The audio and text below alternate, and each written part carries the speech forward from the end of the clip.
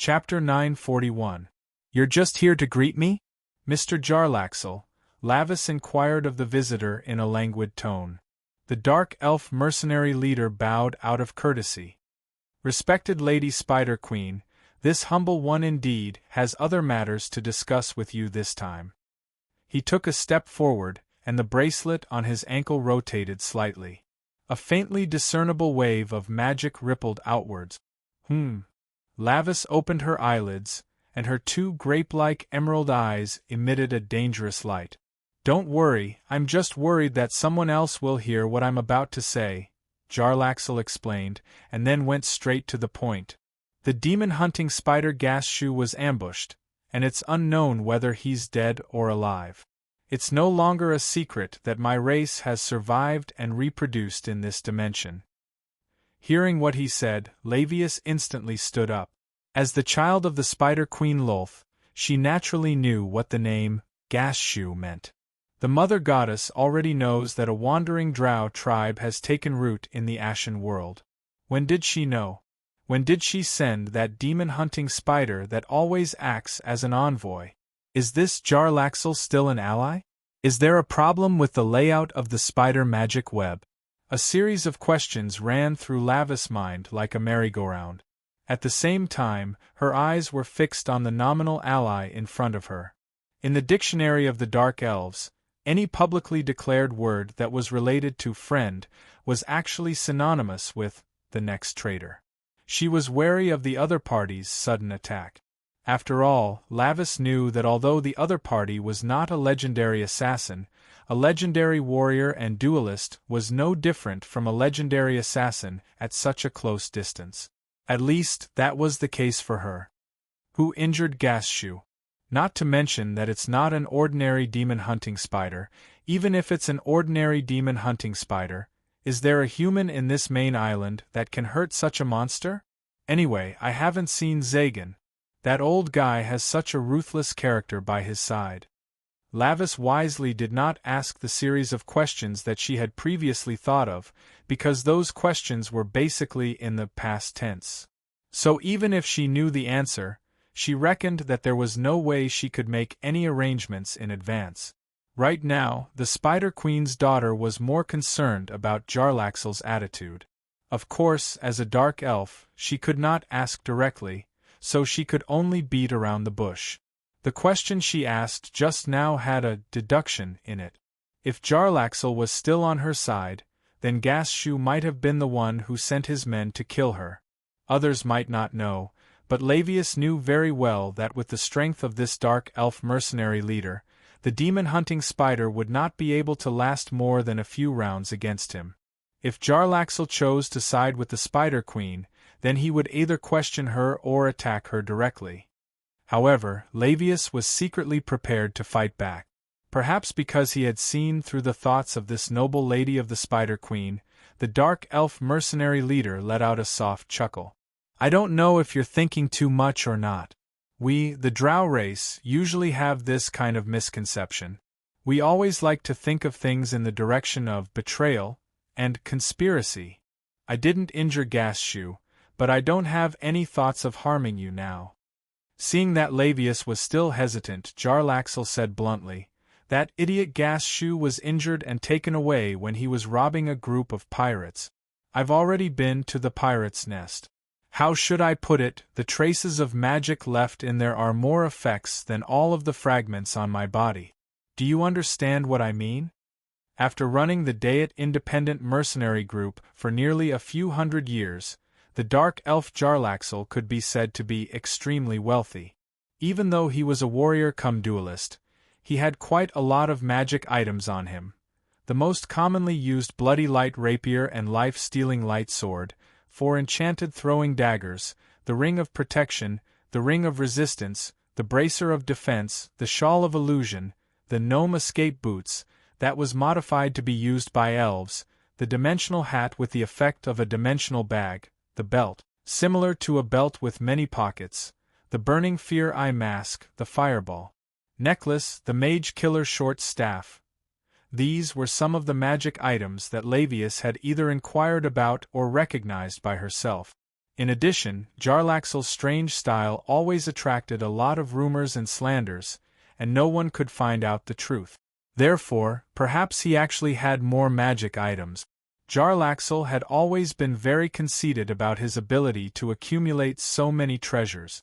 To be able to make him admit his inferiority, one could imagine how rich the traces of magic in the pirate's nest were. And from what he said, it didn't seem to be the work of a powerful spellcaster. The demon-hunting spider Gas-Shoe being injured might be the result of someone using a large number of magic items at once. In other words, Gas-Shoe was defeated by money. You mean that the old spider was taken away by the people of the Scale of Perpetual Order? Laevius thought of the answer in a flash. After living in the Ash World for some years, Laevius was very clear that when it came to the word rich and imposing, if the Scale of Perpetual Order claimed to be second, then no one in this material plane would dare to claim to be first. And to use a large number of magic items in the main island city instead of directly injuring the demon-hunting spider with their own strength, and more importantly, to be able to take it away, this meant that the Chamber of Commerce already had a lot of people with average strength, but with great treasures, who had already infiltrated the main island city. The identity of such people could basically be confirmed as spies or secret agents. Since she had already thought of this, she could think more. Had the other party already found the traces of the wandering drows?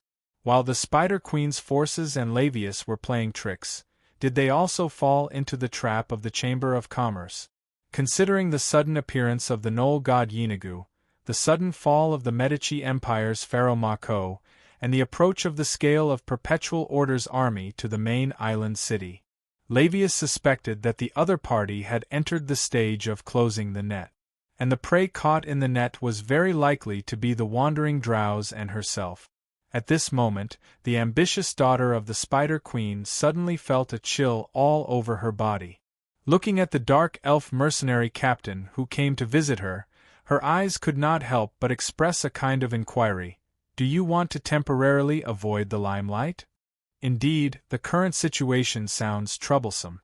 It's better to withdraw as soon as possible. Jarlaxle expressed his agreement bluntly.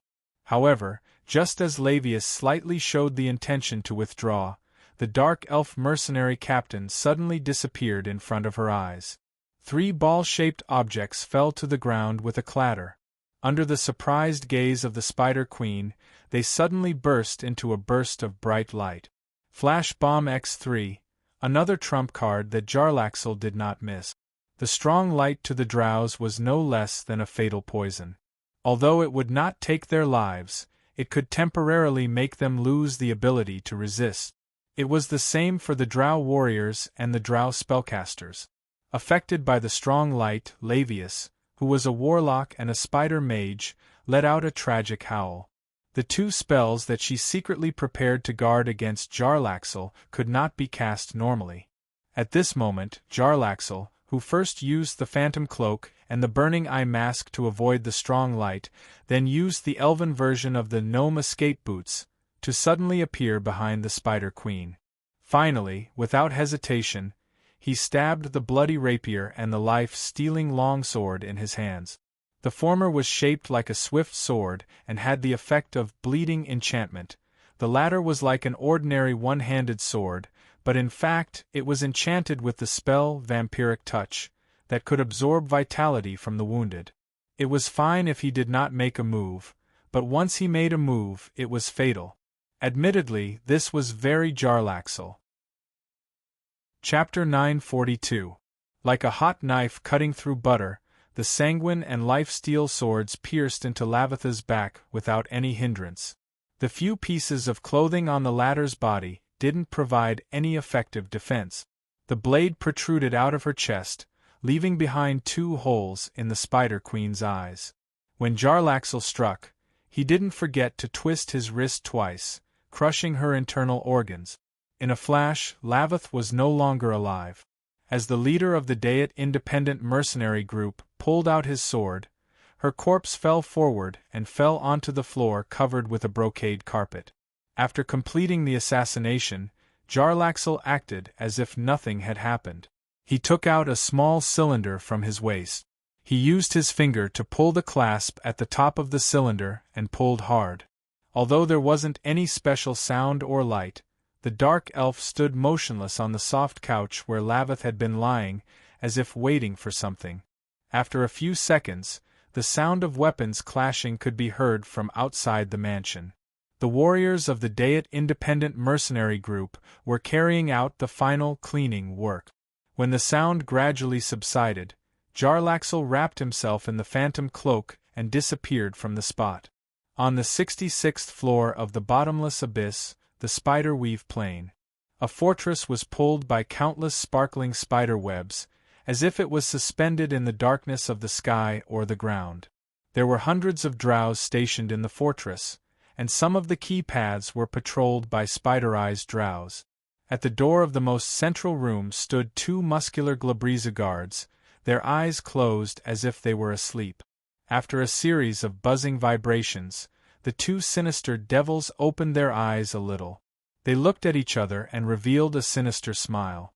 Then, they closed their eyes again, as if they had turned a deaf ear to what was happening in the room behind them. Shattered crystals shot everywhere, and a faint red viscous liquid covered the floor of the room. A naked female drow slowly stood up from the ground.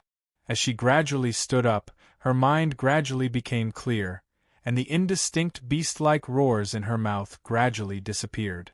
Lavith, or more accurately, the original clone of the Spider Queen who had triggered the activation conditions of cloning and life concealment, had come alive. Jarlaxle. Lavith gritted her teeth. The first word that came out of her mouth was the name of her enemy. Death was such a painful realization. Lavius was certain that she would return the pain that the leader of the Dayet Independent Mercenary Group brought her 100-fold in the future.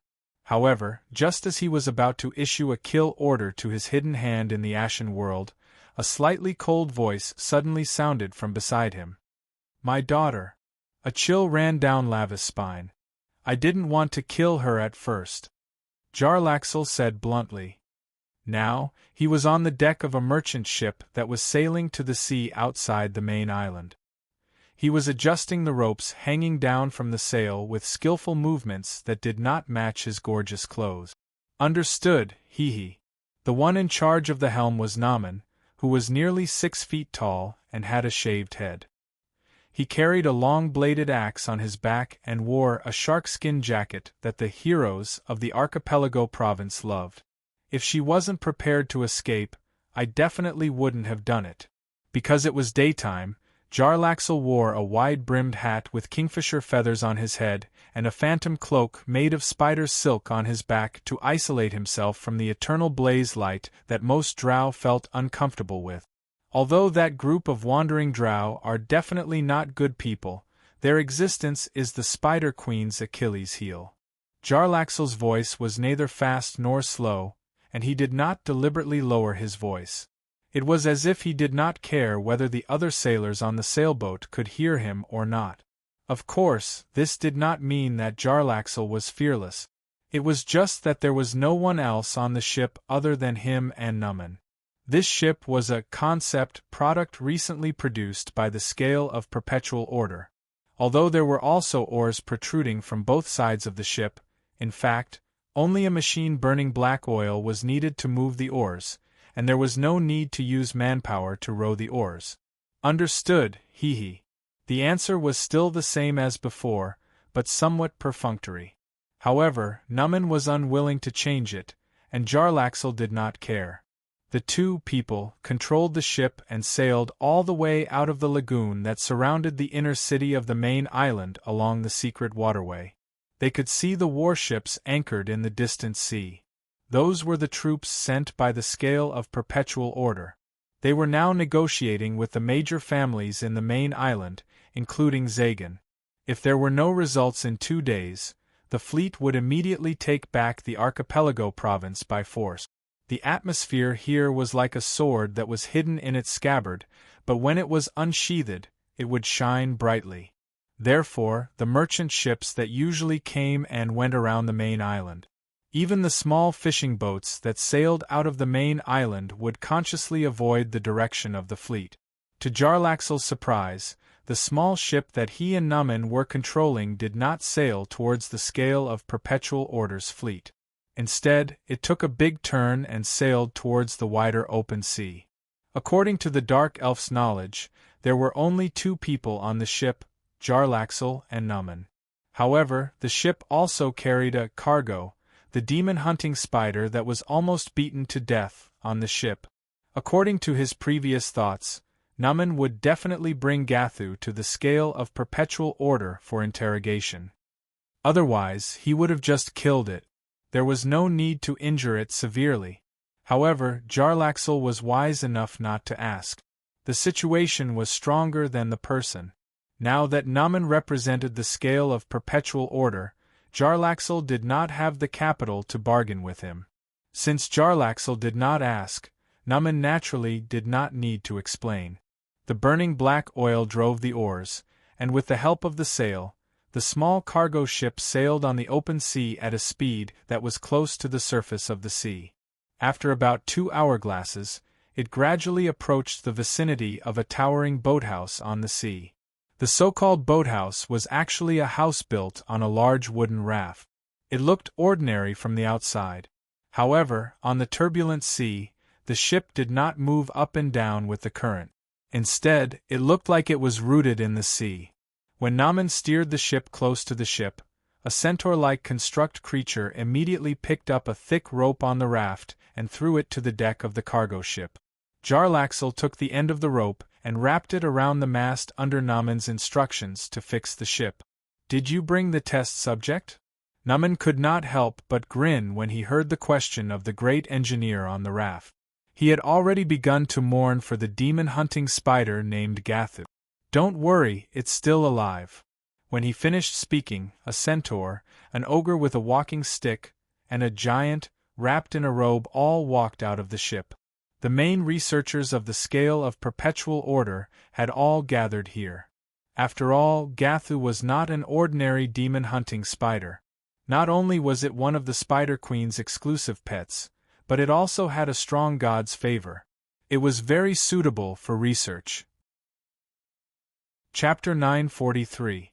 The night on the wooden raft was a long night for Jarlaxle. He had seen many things that he should not have experienced at his age. Having lived for nearly 400 years, this was the first time the Dark Elf had lost his composure. When he set off for the main island the next day, the Dayat Independent Mercenary Group leader had a new understanding of the word pervert in his heart. The physiological dissection that was accurate down to the millimeter, the test of the demon-hunting spider's poison resistance, the various conjectural experiments using voodoo potions to simulate body fluids, and the somewhat familiar traditional punishment in Morseblight. Gashu had personally experienced all of the above. Of course, it was only a passive experimental subject. Originally, Jarlaxle thought that the scale of Perpetual Order had captured the demon-hunting spider to obtain some information from it. However, from the beginning to the end, other than inquiring about the demon-hunting spider's reaction to the experiment, he did not see those people seriously ask the unlucky old spider any questions. Jarlaxle, who had never been afraid to judge others with the greatest malice, even guessed that the guy named Narman had asked him to come along with them to obtain some information from him instead of Gashu. The heavens had taken pity on him. In order to find a new backer, he had indeed told them everything he knew. If those terrifying fellows had turned him into the experimental subject, he would have shouted before going up to the stage, "Whatever you want to ask, I'll tell you everything. Please feel free to use lie detection, even if you want me to swear a magic oath." As for why he did not suddenly launch an attack like when he killed Lavis, the answer was like a louse on a bald man's head. It was obvious. He had calculated that he would definitely not be able to defeat those fellows. Admittedly, he was a legendary-level warrior and duelist, but those researchers in the wooden raft cabin were definitely legendary-level champions as well. Thanks to his extraordinary perception, Jarlaxle's intuition had always been accurate in this aspect. Fortunately, early the next morning, those people were still busy preparing the demon-hunting spider, Gashu, and did not have time to bother with Jarlaxle. Namen, who led him here, used the cargo ship to pick up another person from who knows where and brought him back to the main island city. You can call me Keys. The young blue dragon, who had transformed into a human form once again, stood by the side of the deck and introduced himself to Jarlaxle, who was busy controlling the ropes. However, he had no intention of lending a hand. He was not as good at handling ropes as the Dark Elves. Nice to meet you. Jarlaxle nodded. In his opinion, this person might be the same as Namen, an important spy of the scale of perpetual order. He didn't look very old. Perhaps he was a death warrior specially trained to carry out some assassination mission. Jarlaxle did not want to get too close to him, so he pretended to be focused on fiddling with the rope on the way back to the main island. Keys saw through him but did not say anything. He just let him be.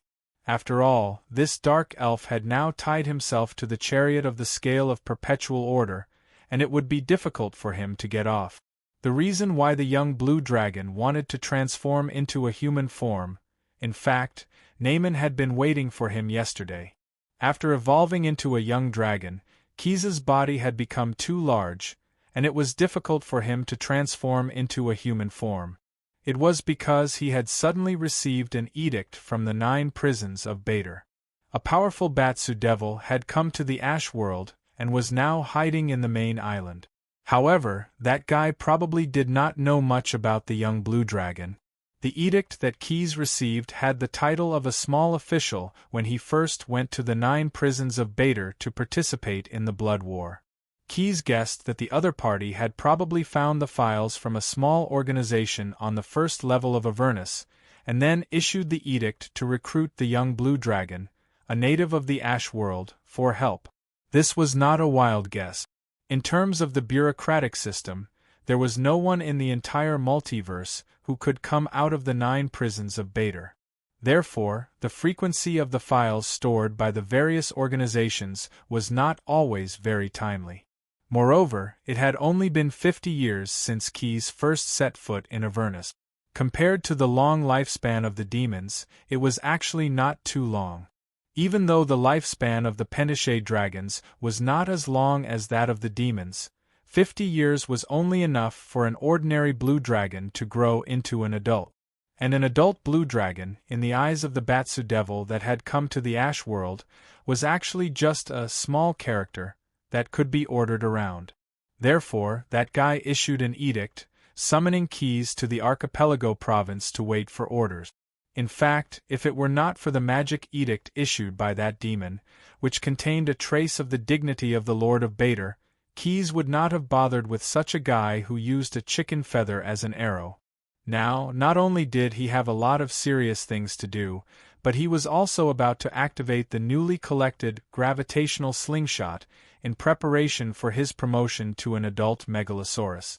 Let's go and see where that guy came from, the leader of the Dark Elven mercenaries said as the cargo ship docked, and then disappeared into the crowd near the port. Quess ignored him and turned to Namen. If it's really that kind of idiot who doesn't know what's good for him and wants to find a material plane as his dark ritual, then I'll just eat him and be done with it. Inform the fleet to attack the city. Narman naturally had no objection to Keys's arrangement. After anchoring the ship and tying it to the iron pillars of the mooring ground, Narman led the young blue dragon, who had transformed into a human form, to a pirate's den in the main island city. According to the edict, the senior demon who had just come to the Ash World was now hiding in that place.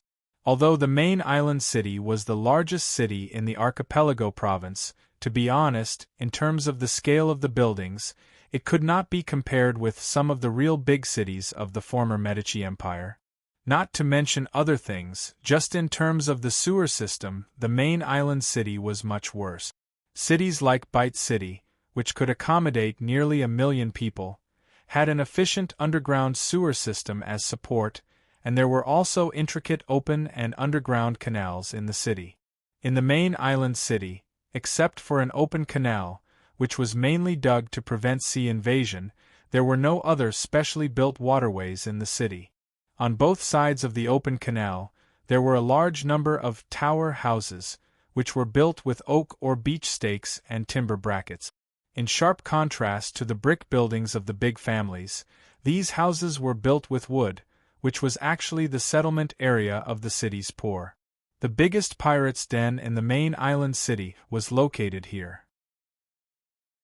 Chapter 944. Look. Carbide lamps produced by the scale of perpetual order. Essential for night ships and exploration wells. 80% new. Only 2 silver cat. Steel flintlock. 200 bullets with paper shells. Only 15 silver cat. You won't be fooled. It's cheap if you buy it. Top quality colorful blanket. It's just soaked in seawater. Big sale. 3 silver cats for a bundle. Take it or leave it. There were all kinds of goods and all kinds of hawking. This place was spontaneously set up by pirates to sell their stolen goods. The lively and bustling atmosphere made Quest feel like he had walked into the Grand Bazaar of Bite City, which gave him a special kind of intimacy. Don't be fooled by the environment here. Naaman, who was leading the way, carefully avoided a drying pole with a woolen carpet hanging out of the window of a nearby building. But in fact, when it comes to the business atmosphere here, it's definitely one of the best in the main island. Keyes nodded.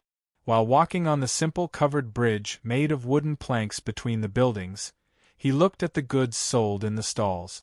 It's indeed a dazzling array of goods. But there are too many fake goods. Isn't this place in full swing every day? Hearing the young Blue Dragon's question, Naaman could not help but laugh. It's said that full swing is a common thing here. But no matter if it's a buyer or seller, no one dares to casually pull out a knife and start a fight. There are rules in this place. On one hand, you can't force people to buy or sell. On the other hand, you can't go back on your word. If the buyer or seller breaks the rules, there will be people here who will not let them go easily. When he said the word, human, the contract demon emphasized his voice, and Quest immediately understood what he meant. Establishing rules in this evil place was indeed what the Batsu devil, who loved order by nature, liked to do. Although Naaman had not been lurking here for a long time, he was, after all, a contract demon. He had a unique way of sensing the aura of his kind. How do we find those people? As they walked, Keyes inadvertently turned around from a fork in the covered bridge and walked into a small alley between 2 buildings. Or is it that we don't even need to look for them? They will come to us. Tilting his head, the young Blue Dragon asked Naaman, who happened to be blocking the entrance of the alley, through a large gap in front of him. However, his tone was not questioning at all. Instead, it was filled with incomparable certainty. In the meantime, under the illumination of the eternal blaze, a human figure suddenly appeared in the alley out of nowhere. This human-like creature had firm gray skin. His head was very blurry, but there were still traces of a nose and 2 red eyes that seemed to be burning. The most disturbing thing about him was his evil smile. The sinister curve of his mouth seemed to be fixed, revealing a set of hard, bone-white teeth. He was an assassin.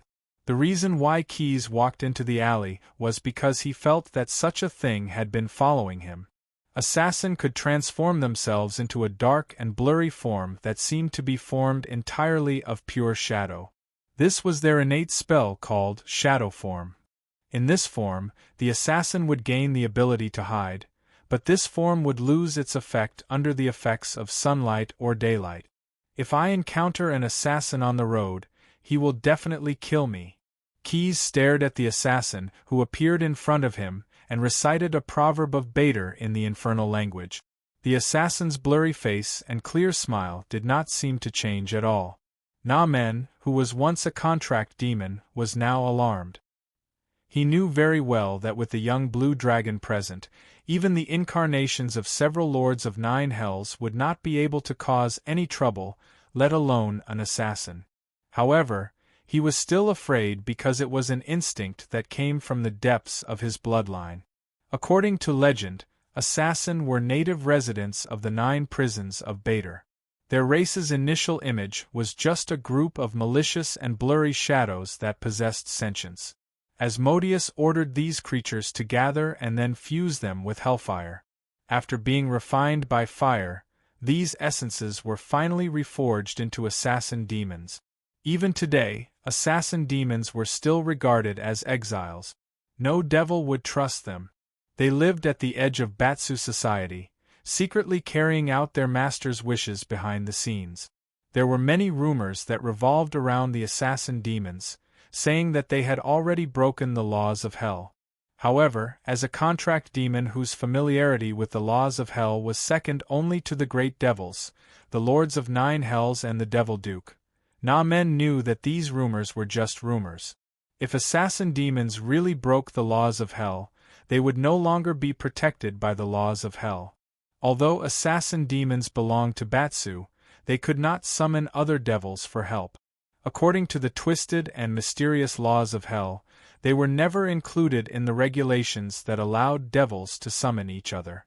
As compensation, they were given the right to kill any devil or life without fear of punishment. Simply put, assassin demons were licensed killers, and the devils they killed could not be questioned. How could he not be afraid? Of course, Keys was not afraid of them. "What's your name?" The young blue dragon in human form looked at the assassin demon in front of him and asked in a clear voice. "Dougal." The other party replied in Infernal. Unlike the other Batsu devils, assassin fiends were not tied down by their real names, so they always used their real names when they reported their names. If one wanted to issue an assassination mission, one had to know the other party's name. "Help me kill a devil." "Sure," Dougal agreed without thinking, but he still held a cold iron sword in his hand, and the blade was still vaguely pointed at Keys. "But I've already accepted a commission to kill you, 30 soul prisms. Before you die, you can tell me who you want to kill and leave me the full commission, and I promise to help you kill him." "Oh, is that so? You want to buy my life with 30 soul prisms? Ha ha ha ha." Keys could not help but laugh when he heard the price. "Here are 100 soul prisms." As he spoke, he did not do anything, but 3 neat stacks of 30 soul prisms appeared in front of assassin demon Dougal, and another 10 soul prisms floated in the air alone. 90 soul prisms for the life of the devil who wants to kill me. As for the other 10, I want to add a stopper and adjust your assassination mission list to the next order. Keys looked at the assassin demon and said with a smile. Unlike the soul prisms that ordinary devils could take out, Keys had participated in the Blood War for the second time and was appointed as General Batsu, so he had the authority to make his own soul prisms to give out military pay. These soul prisms that he took out were all high-grade goods that he made himself, and none of them had been circulated before. The power of the soul contained in them had not been depleted at all, so their value was naturally higher. Seeing so much money, the assassin demon named Dougal's eyes suddenly lit up, and he knew that he had met a big customer. "No problem, of course, your commission will be given priority." Good heavens, everyone says that money makes the world go round, but the usually aloof assassin demon was no exception. This scene made Numan click his tongue in amazement. He also lamented the stupidity of the demon who hired assassin Dougal. Of all things, he had to compete in wealth with Keys, who had the scale of perpetual order. Wasn't he looking for death? Chapter 945. Fiddling with the Clink, the underworld devil's pet name for the soul prism, in his hand, Nemoku vaguely showed a trace of reluctance. After all, no devil liked to give up his wealth to others, even if it was to hire someone to work for him. What a pity, the Lamia devil pondered for a long time, but still shook his head helplessly. That Dougal is a little troublesome. It'll take a lot of effort to kill him, and I might even fail. Nemoku was a powerful Lamia devil, on the verge of becoming a pit fiend among the ranks of the Batoi devil clan. Even so, He had to admit that those who had yet to become pit fiends were insignificant pawns in the eyes of those bigwigs. In terms of the identity of the one who had sent him, even a pit fiend was probably nothing.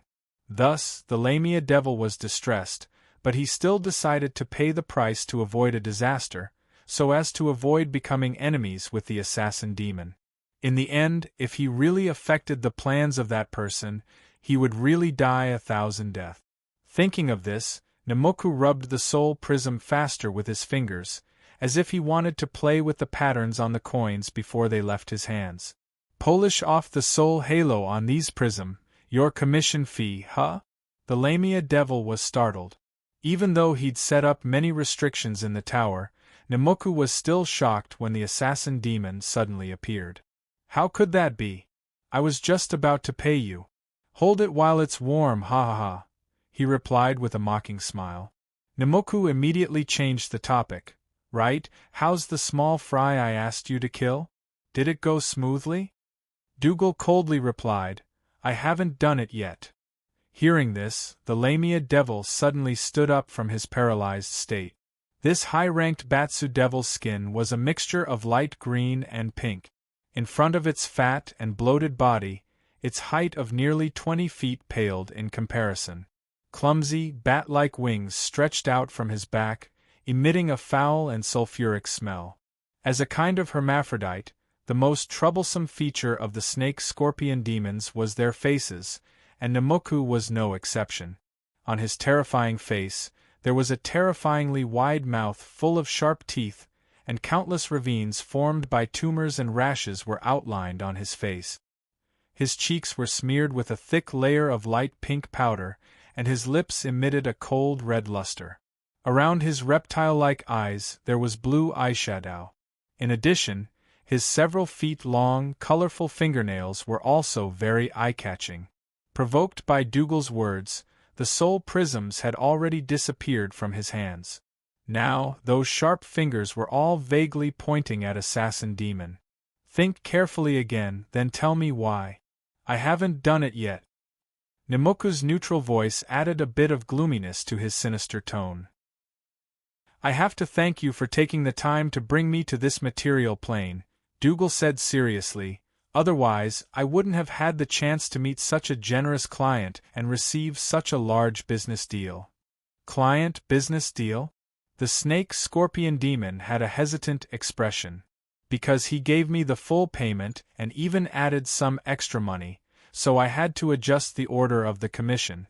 Dougal answered Nemoku seriously. How dare you?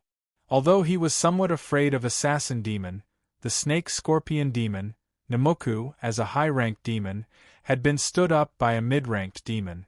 His anger flared up. However, before he could act out, before the few finger attacks that were about to be launched, the assassin demon standing in front of him reacted first. He wants me to kill you first. With a swish, Dougal stabbed out with the longsword that he had been holding tightly in his hand. The longsword that was forged by Bartholomew suddenly lit up with a bright fluorescent light. This was caused by the holy ointment that he had applied in advance, which could bring more damage to the demon. Although Assassin Demon was also uncomfortable with the fluorescent light, the snake-scorpion demon, as a high-ranked demon, actually hated holy energy more. Evil creature! The snake-scorpion demon roared. His sharp fingers grew several feet with a whoosh, and with a ding, they hit the tip of the longsword. Immediately after, he no longer held back. Dozens of fingers shot out like arrows, shrouding the assassin demon that was constantly rushing towards him. Finger attack. This was the snake-scorpion demon's specialty. In battle, his fingers could shoot up to 30 feet long. Not only was each finger as strong as a ballista, but it could also distort the target after hitting it. However, Assassin Demon was already prepared for this. In fact, he had just stabbed out with his longsword to lure the snake-scorpion demon to use his finger attack. In addition to being a rogue, Dougal was also a phantom assassin, a profession that specialized in assassination. If the attack did not hit, he would immediately flee 1,000 miles away. Although Nemoku's finger attacks were strong, in fact, except for the first time hitting the tip of the opponent's sword, the subsequent storm-like stabs did not even touch Dougal at all. At most, they only pierced through a few illusions that assassin demon deliberately left behind. "Don't think about running, come back."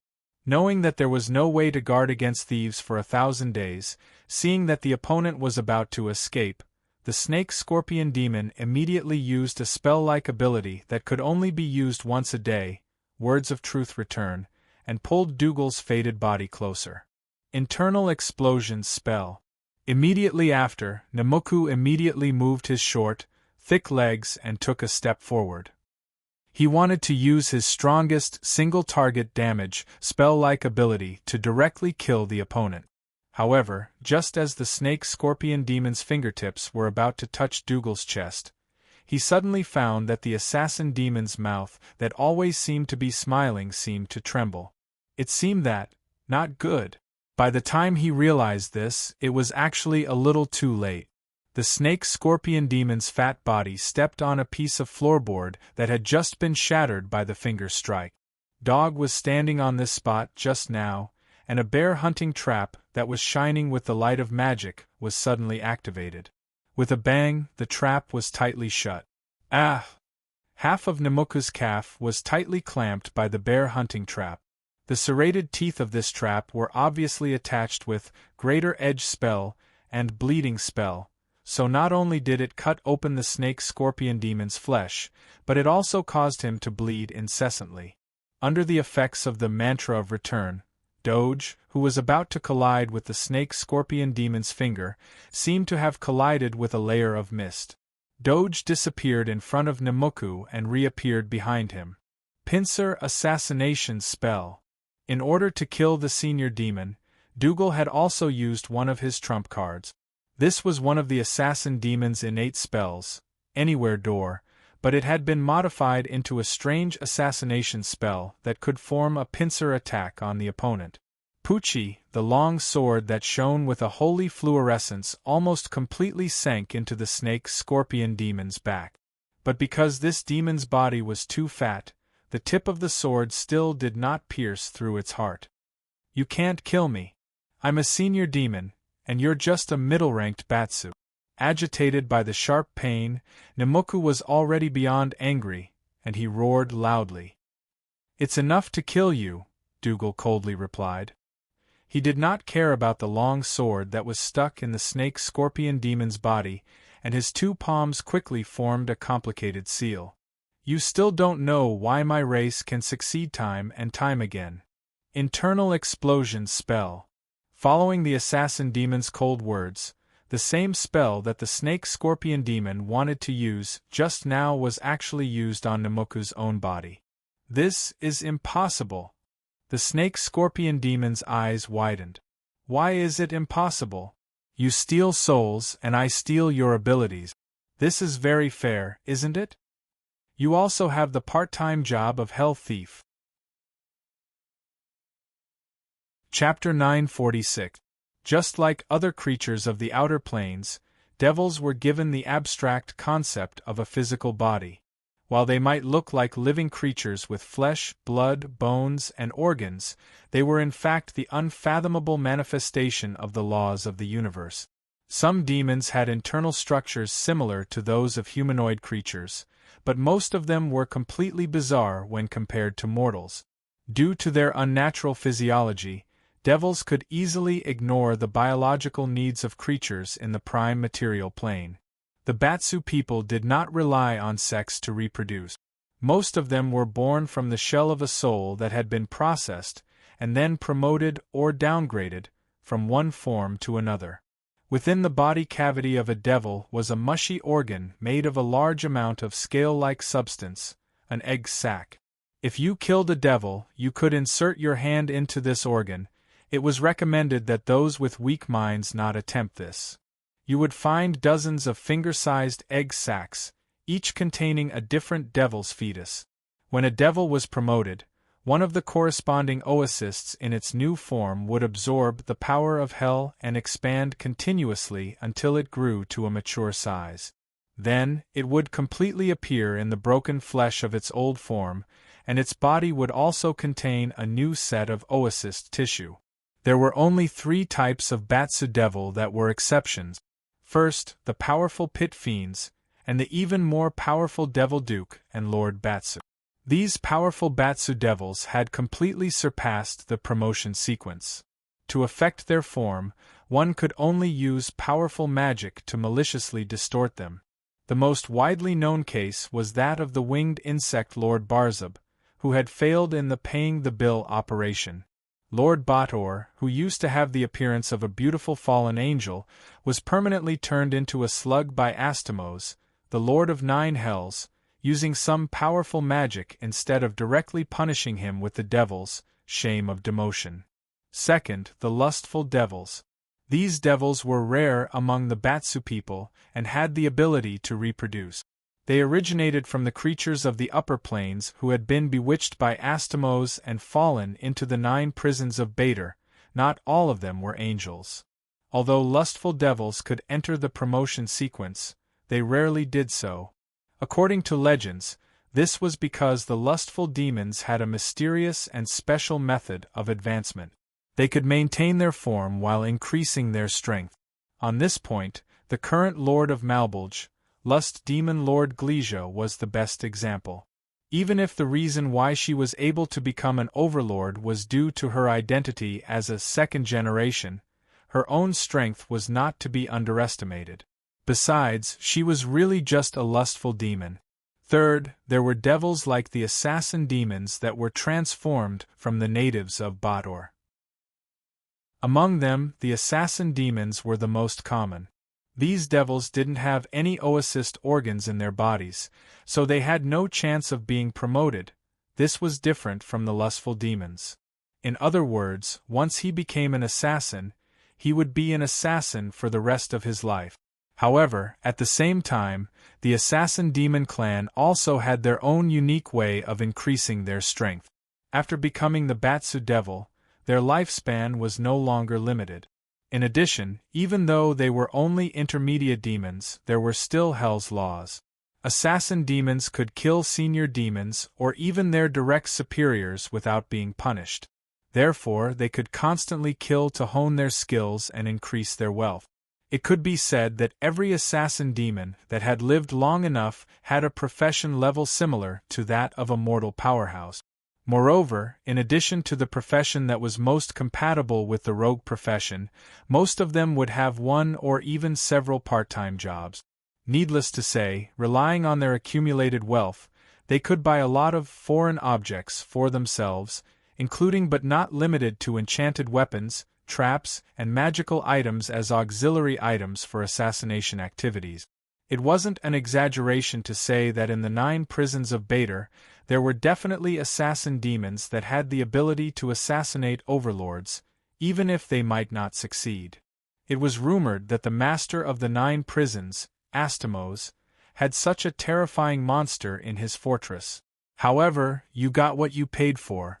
If one wanted such an assassin demon to assassinate an overlord of Bator, the commission fee would definitely be an astronomical figure. It was precisely because of this that the snake-scorpion demon Nemaku's loss this time was not unjust. Even if Dougal could not compare to the elite assassin demons that Astomos had raised, he had 3 part-time jobs: rogue, phantom assassin, and Hell's godly thief. Assassinating a greater demon that wasn't even a pit fiend would take some effort and be a little dangerous, but the result would still be within his grasp. The only thing that Nemaku regretted was that he had understood it a little too late. When the internal explosion spell took effect in his body, the rampaging magic power immediately turned his internal organs into mush. The intense pain almost caused this demon that had lived like a prince for a long time to faint. After all, those that chose to become snake-scorpion demons were definitely not the valiant people of the Batsu people. What a toad-like fellow, Dougal couldn't help but mock as he looked at the fat devil who was still keeping his mouth shut despite being heavily injured, with a spell trap on his feet and a Bartholomew iron longsword impaled on his body. Dougal couldn't help but mock him. This wasn't an assassin demon mouth, but a tactic. The demon had been hit by the internal explosion spell. If he opened his mouth to speak, the magic power would find the most suitable outlet and burst forth. On the other hand, Nimaku could only suppress a portion of the magic power by keeping his mouth shut. Otherwise, he would have exploded and died long ago. "You won't be able to escape," Dougal shouted. He immediately appeared behind the snake-scorpion demon. Assassin demons weren't like most Batsu, who could use high-grade teleportation spells without limit. However, just like the pincer teleportation gate, Dougal's Batobi forged iron sword had a unique enchantment effect. As long as he wasn't more than 300 feet away from him and chanted an incantation, he could immediately flash to his sword's side. This could be used 10 times a day. Whoosh. Grasping the hilt of the sword, Dougal pulled it out of the snake-scorpion demon's fat body. He used some technique this time and tore open a large wound on Nimaku's body. Not only did he tear apart the trapezius muscles on his back, but he also cut off a piece of the snake-scorpion demon's bat wings that were laughable compared to its fat body. Nimaku's eyes were about to pop out of their socket. His blue eyeshadow turned purple from the pain. Wisps of white smoke rose from his tightly clenched teeth. He was so scared that he fiercely pursed his plump lips that looked like they were covered in a thick layer of Death Barbie pink lipstick. Run. Only by running out can you survive. The snake-scorpion demon exerted strength on one leg, the other leg was still wearing an enchanted bear trap, and suddenly dashed forward, smashing through the wall of the tower. As he broke through the wall, he even pointed back at Dougal, who was chasing after him. High-grade confusion aura. However, just like the internal explosion spell he used before, this spell was still stolen by Dougal using his hell thief method. However, when Nimaku saw Assassin Demon do this, a glimmer of hope seemed to flash in his eyes. A trick.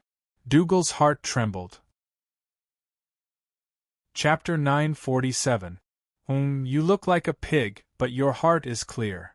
Looking at the snake-scorpion demon that crashed out of the tower and fell in the courtyard, Keys nodded and gave an objective evaluation. There were 2 people standing beside him. One was Numun with a hesitant look, and the other was a middle-aged man with a frightened look.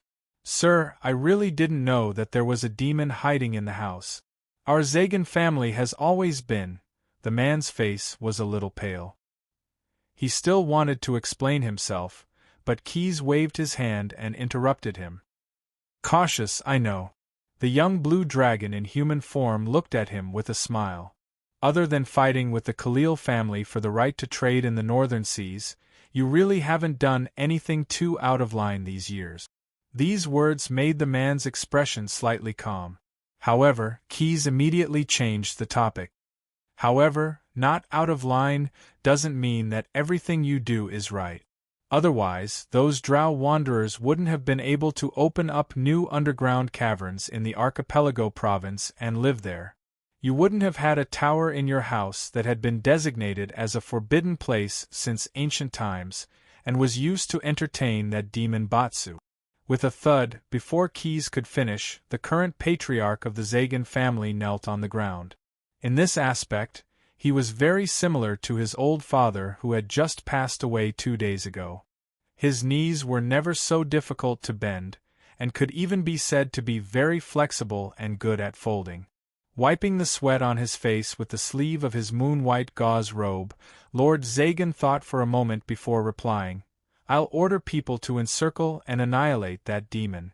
I definitely won't let it escape from my house and bring disaster to the entire main island city. After all, although my family is no longer the Khedive of this city, with the support of the Chamber of Commerce in the future, we will continue to rely on business to make a living." Keys nodded, and Zagan immediately stood up as if he had been pardoned. He turned around and quickly walked out of the audience room. "He's a smart man. Father and son, the whole family is smart." Looking at his back, Na-Men commented. In this regard, the young blue dragon was non-committal. This time, he entered the main island in his human form.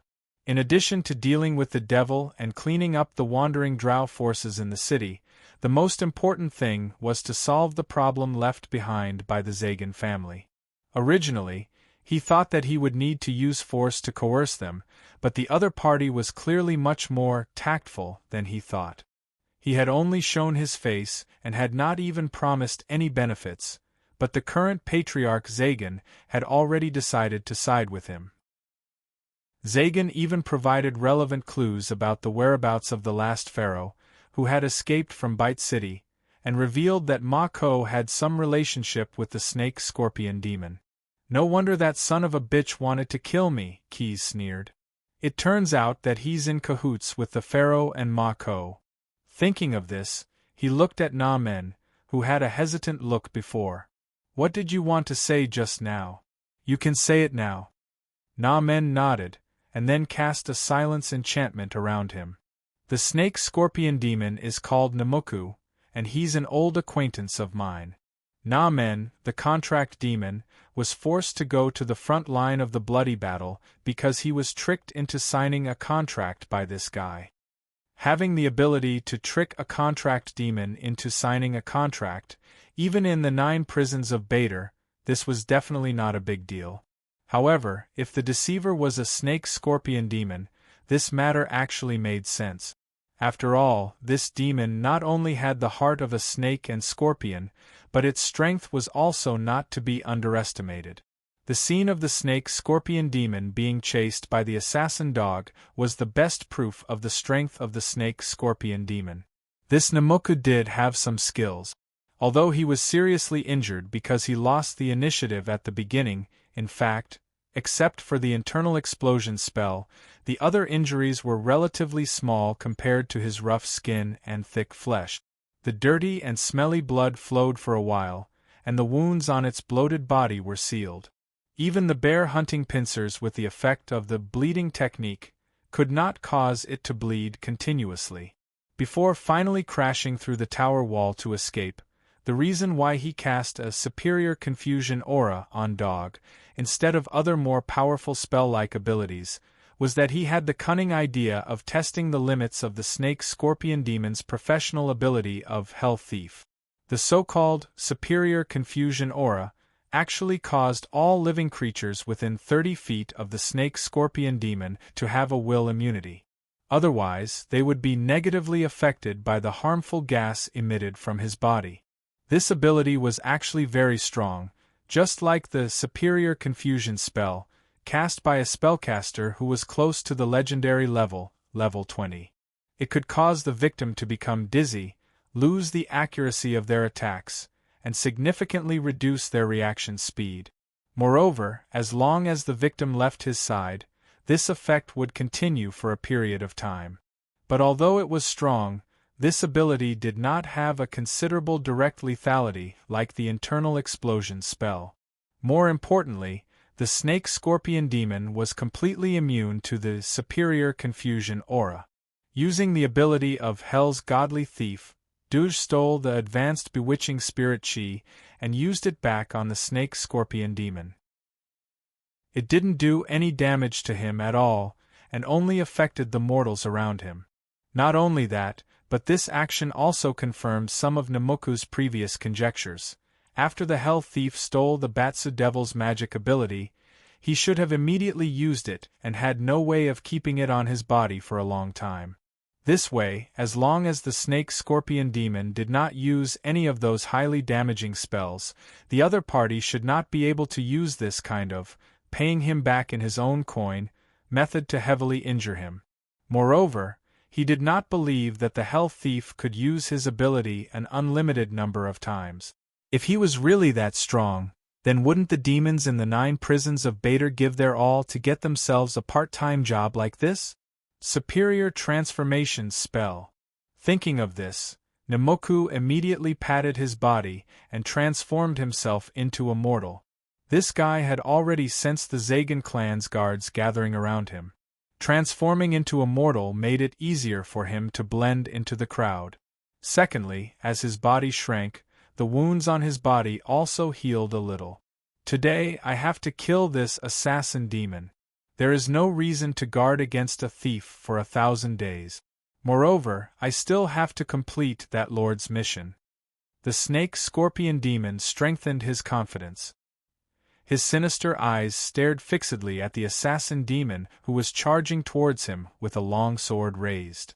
One of his hands held a medium damage recovery potion, and the other hand quickly made a new spell-casting gesture. Fire wall spell. It was still a spell that did not harm him. Chapter 948. This guy is tricking me. No matter how young the assassin demon was, after fighting for so long, he should have figured out some of his opponent's tricks, not to mention a crafty old fox like Dougal. Seeing Nemoku use the wall of fire, Dougal immediately understood what that guy was thinking. He was using some unimportant spells, not aiming to cause damage, but to exhaust his Hell Stealer ability. In any case, the snake-scorpion demon had a huge advantage over the assassin demon in terms of spellcasting ability. Once his Hell Stealer ability was used up, regardless of whether Nemoku launched a powerful counterattack or used a teleportation spell to escape, he would have a much easier time. I can't waste time with him. There are more and more mortals around. Aside from the difficulty of dealing with the target, Dougal had already noticed that some of the Zagan family's guards were gradually gathering around them. If he waited for these mortals to complete their encirclement, regardless of whether they would cause any trouble or harm him, the snake-scorpion demon would definitely not let go of this opportunity. He would definitely use the disguise he had just made to hide in the crowd. There was no need to think about it. At that time, it would be even more troublesome for Dougal to kill him. At the very least, he would have to spend some effort to kill a group of mortals. Assassinating the snake-scorpion demon, someone would pay. Slaughtering mortals, no one would pay. Dougal had calculated this very clearly. After so many years in the assassination business, how could the assassin demon not know how to calculate? He would never do a business that made a loss. Thinking of this, Dougal cast a sidelong glance at the ugly snake-scorpion demon that had already transformed into a human. Fortunately, the client of this business was a generous person. Not only had the commission fee been paid in advance, but it was also a sufficient amount. Thus, even if he had used up a magic trap, enchanted bear hunting trap, the overall profit was still considerable. But now, in order to quickly get rid of that guy, Dougal had no choice but to harden his heart and prepare to use another magic item. Why can't you just die obediently? The assassin demon cursed in his heart. At the same time, with a thought, his spellcasting ability was suddenly activated. The area within a radius of several dozen yards was completely covered by a cloud of magic. In the next second, an ordinary-looking crossbow appeared in his hand. However, it was actually made of adamantine and had a string made of mithril. Assassin demons were born with the ability to see blindly, so the fog did not affect them at all. With a light roll, he suddenly appeared behind the snake-scorpion devil, while the other party's perception was misled by the clouds stirred up by his movements. Bang! The crossbow was fired, and an arrow with the effect of guidance was shot out. It clearly wasn't aimed at the snake-scorpion demon, but after shooting out a certain distance, the arrow suddenly turned around and went straight for the back of Nemoku's head. Clearly, Duogo was preparing to kill the target with a headshot. What was even more amazing was that, although the speed of the arrow was not very fast, it gave people a feeling that it was unavoidable. The snake-scorpion demon also realized this point. He knew that he couldn't dodge this arrow and would definitely be hit. In that split second, several thoughts flashed through Nemoku's mind. He thought of using advanced teleportation to escape, and he also thought of casting a spell shield for himself. However, when he considered the assassin fiend's abilities as a thief from hell, he discarded these thoughts as soon as they appeared. Bastard! In the end, this greater demon roared and used all the strength in his body to heavily slap his own head. He used malicious transfiguration on himself. Because this spell was used on himself, he didn't have to worry about Duo-gu stealing it. In a flash, his body underwent a serious distortion. 4 limbs, head, torso. Like a clay figurine that had been crushed by a naughty child, the snake-scorpion demon's body completed a complete reconstruction in a strange order. His head grew to his buttocks, a short leg and an arm appeared on his neck, and another leg and arm appeared on his belly button and back of his waist. This way, the arrow that was originally aimed at the back of his head ended up piercing his knee. Although he had also been shot by an arrow to the knee and a headshot was something that could be easily understood even if one were to use their hind legs to think. However, the arrow had been smeared with a liquid concentrate from the purgatory centipede that was produced in Maladomini. Usually, this liquid was used to brew a special alcoholic drink that was specially made for the enjoyment of greater demons, and could cause the drinker to feel a strong impact that could almost be called hallucinogenic. Therefore, the snake-scorpion demon also felt a strong sense of dizziness. In addition, Nemoku had used malicious transfiguration on himself, so his agility was greatly reduced. With the two added together, he collapsed to the ground the moment the arrow hit him. Those randomly growing limbs were simply unable to move him. "While you're sick, I'll take your life." The assassin fiend, who was well versed in this, did not show any mercy. At the same time he pulled the trigger, 4 interconnected teleportation gates suddenly appeared in all directions of the snake-scorpion demon.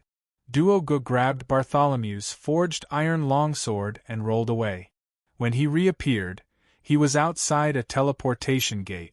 The longsword stabbed out, the longsword retreated into the teleportation gate, and then walked out from an unknown teleportation gate. Over and over again, the assassin fiend waved his longsword and attacked the snake-scorpion demon from different angles. Duo-gu did not hope to kill the enemy in one blow, but when Nemoku was unprepared, he continued to bleed him, slowly whittling away his life.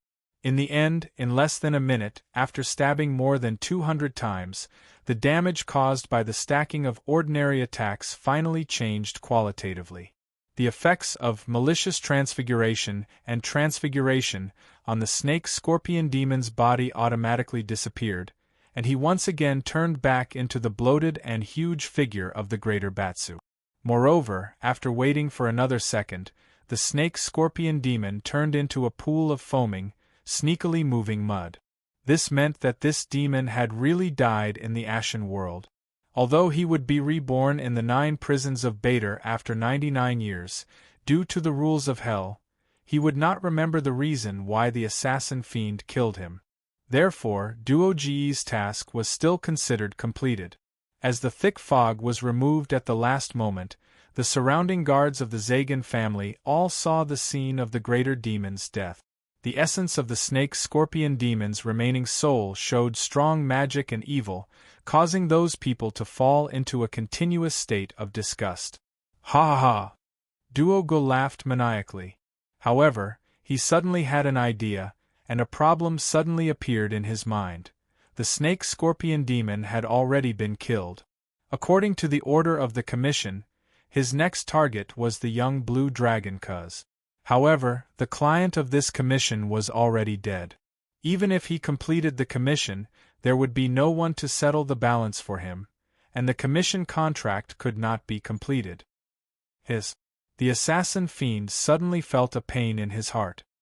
He made up his mind that for all the commissions he accepted in the future, he would definitely get the balance before taking action. Perhaps he was afraid that the scene would remind him of the past, so before the mud on the ground had completely melted, Duo-gu walked into a portal.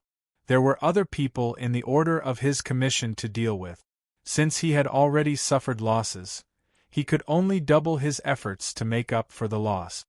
Who's the next target? Well, the readers who don't vote for me after reading the book, Kiki. Chapter 949. Are we letting that guy go just like that? Feeling the assassin demon's aura gradually disappear, Naman couldn't help but look at Keys and ask. He knew that his lord loved to recruit talents for his own use. Moreover, wasn't it easy to obtain the limited loyalty of the young blue dragon, who had the scale of perpetual order, someone who could be bought over with money? Let him go then, he's probably rushing to reincarnate. Did you hear his last few laughs? It sounded very indecent. The moment the assassin demon left, Keyes didn't do anything. The next second, he appeared in the open space in the backyard of the Zagan family. Zagan, who had just inherited his father's position as the head of the family, was now organizing a group of disgusted guards to get some purification potions to wash away the bloodstains on the ground. My lord! Zagan cupped his hands in salute. The young blue dragon ignored him and just waved his hand. The meaning was obvious. He wanted Zagan to quickly take his men and leave. Zagan didn't hesitate and immediately did as he was told. Trying to deceive everyone? You really have a good brain, but unfortunately, you used it in the wrong place, Keyes said casually as he sized up the mud-like filthy blood. Then, without waiting for the other party to react, the young blue dragon, who had transformed into a human form, extended a finger. Spell maximum, soul-trapping spell. A spell with a supreme magic effect was more obvious than a normal soul-trapping spell. This was especially true for demons from the lower realm, who had the characteristic of body and soul as one. With a light tap of his fingertip, fine spell waves rippled out at a strange frequency. The shadow that was about to be completely pulled out of the puddle of blood and flesh was instantly nailed in the air as if it had been immobilized. The next second, the puddle of blood and flesh that was wantonly flowing on the ground seemed to not be affected by gravity at all. It floated up and blew on top of the immobilized shadow, as if it had put on a garment for the shadow.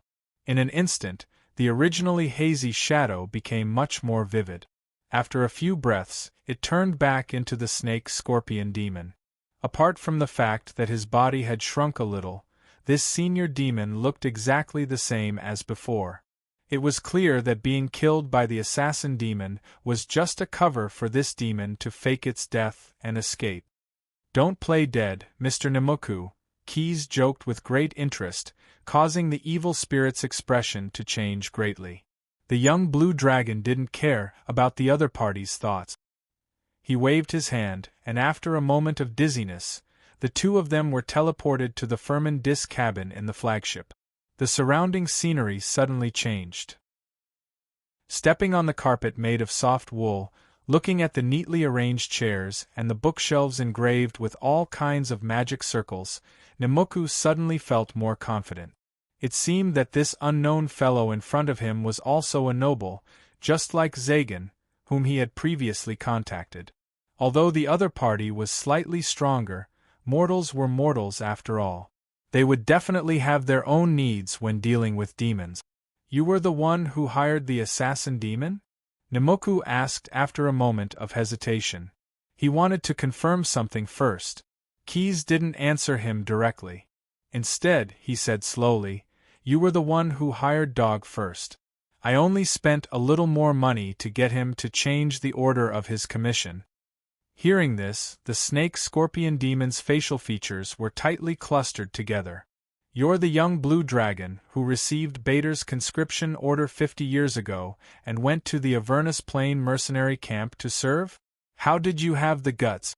Before he could finish speaking, a scroll of parchment suddenly appeared in Key's hand. Not as gutsy as you. The young blue dragon who had transformed into a human looked at him with a smile. You actually dared to hire the assassin demon to assassinate a purgatory general. In an instant, the snake-scorpion demon's dark yellow eyes widened to the size of goose eggs. This was because the parchment exuded an extremely solemn evil. There was no doubt that this was an authorization document that had been affirmed by Bader's will. Even if it was not opened, any demon who saw it would be able to understand its contents. He had personally participated in the blood wars on the front lines twice. He had almost single-handedly cleared the entire Acid Fog Canyon plain, killed the demon lord of this plain, the tyrant worm Helmet, completely changed the orbit of this plane and integrated it into Avernus. With such a series of achievements, even if it wasn't widely publicized because he had offended the Pentachet Dragon Queen, Keyes still received the approval of the evil will of the 9 prisons of Bader. He was a proper purgatory general. Not only was his status not inferior to any Devil Duke, but he was even on par with the 8 dark demon generals who were personally responsible for the blood wars in the Grey Wilderness and the 10,000 Abyss Plain. In any plane that wasn't on the front lines of the blood wars or the 9 prisons of Bader, these places were under the jurisdiction of their own lords. He had the authority to form his own legion of devils. The next moment, dozens of elite blood-armored demons walked into the cabin, proving this point even more. Even if the snake-scorpion demon Nemaku wasn't actually under Keyes' jurisdiction and his direct superior was another demon, as long as the other demon did not appear in the Ash World, the young blue dragon had the authority to temporarily conscript him in this plane. Thinking of this, the snake-scorpion demon couldn't help but clench his fists tightly. His sharp nails even pierced through his flesh. While he was in a dilemma, he was considering whether he should mention his master's name. However, doing so would very likely reveal part of that existence's intentions. The consequences would undoubtedly be very bad. If he didn't do so, as long as Keyes temporarily conscripted him, his previous actions would immediately be deemed as insubordination, rebellion, destruction of the internal stability and unity of the Legion of Devils, according to the laws of purgatory. With so many crimes, even that existence wouldn't be able to protect him, and most likely wouldn't protect a chess piece like him. The consequences would undoubtedly be extremely frightening. As for whether he should violently counterattack or not, after seeing the Purgatory General's authorization document, the snake-scorpion demon didn't dare to have such thoughts at all. Regardless of whether he could succeed before the other party's conscription order was issued, which Purgatory General wasn't a veteran. Even if he used his toes to think, Nemaku could determine that he was no match for Keyes. Now there was only regret in his heart. I'm so stupid, really. For the first time, the snake-scorpion demon doubted his own intelligence. After he came to the Ash World, he originally didn't have to assassinate Keyes. He originally thought that Keyes was an ordinary young blue dragon. Unfortunately, he had obtained an extremely outdated file record from a bureaucracy in Avernus. Nemaku thought that the master of the Scale of Perpetual Order was the legendary blue dragon Sirota, who had led Keyes and the others to participate in the bloody battle in Avernus. After killing him, the snake-scorpion demon could pretend to be him and use this to blend into the Scale of Perpetual Order to facilitate his next secret operation. However, due to various coincidences, Nemaku, who wanted to borrow power, actually provoked the resistance that he shouldn't have provoked the most in this plane. It had to be said that the result was quite ironic. Chapter 950. The snake-scorpion demon could no longer resolve the predicament in front of him. His life and death were in the hands of Keyes. "My lord," he stammered, wanting to say something, but he didn't know where to start or how to tell his story. Keyes didn't say anything. He only gave Nemaku a look that said, "Shut up." Nemaku was immediately intimidated into not daring to speak again. The flagship, Nephremon Dis, slowly sailed towards the lagoon. A quarter of an hour ago, under the initiative of the Zagan family, many wealthy families in the main island city submitted a peace proposal to the Chamber of Commerce. The archipelago province welcomed the king's army with a feast. The ordinary people who lived in this land finally breathed a sigh of relief. The haze of an asymmetrical war finally began to dissipate. The remaining people who still felt uneasy were the wealthy families who participated in the peace proposal but still couldn't completely rest assured, as well as those who engaged in maritime smuggling, plundering, and other businesses that hindered the Chamber of Commerce. As for the wandering drow forces that were originally entrenched in the city, Within an hourglass after Jarlaxle returned to the main island city, they were mobilized to withdraw from the city in an orderly manner. They retreated into the underground caverns that existed not only in the main island city but also across the entire archipelago province.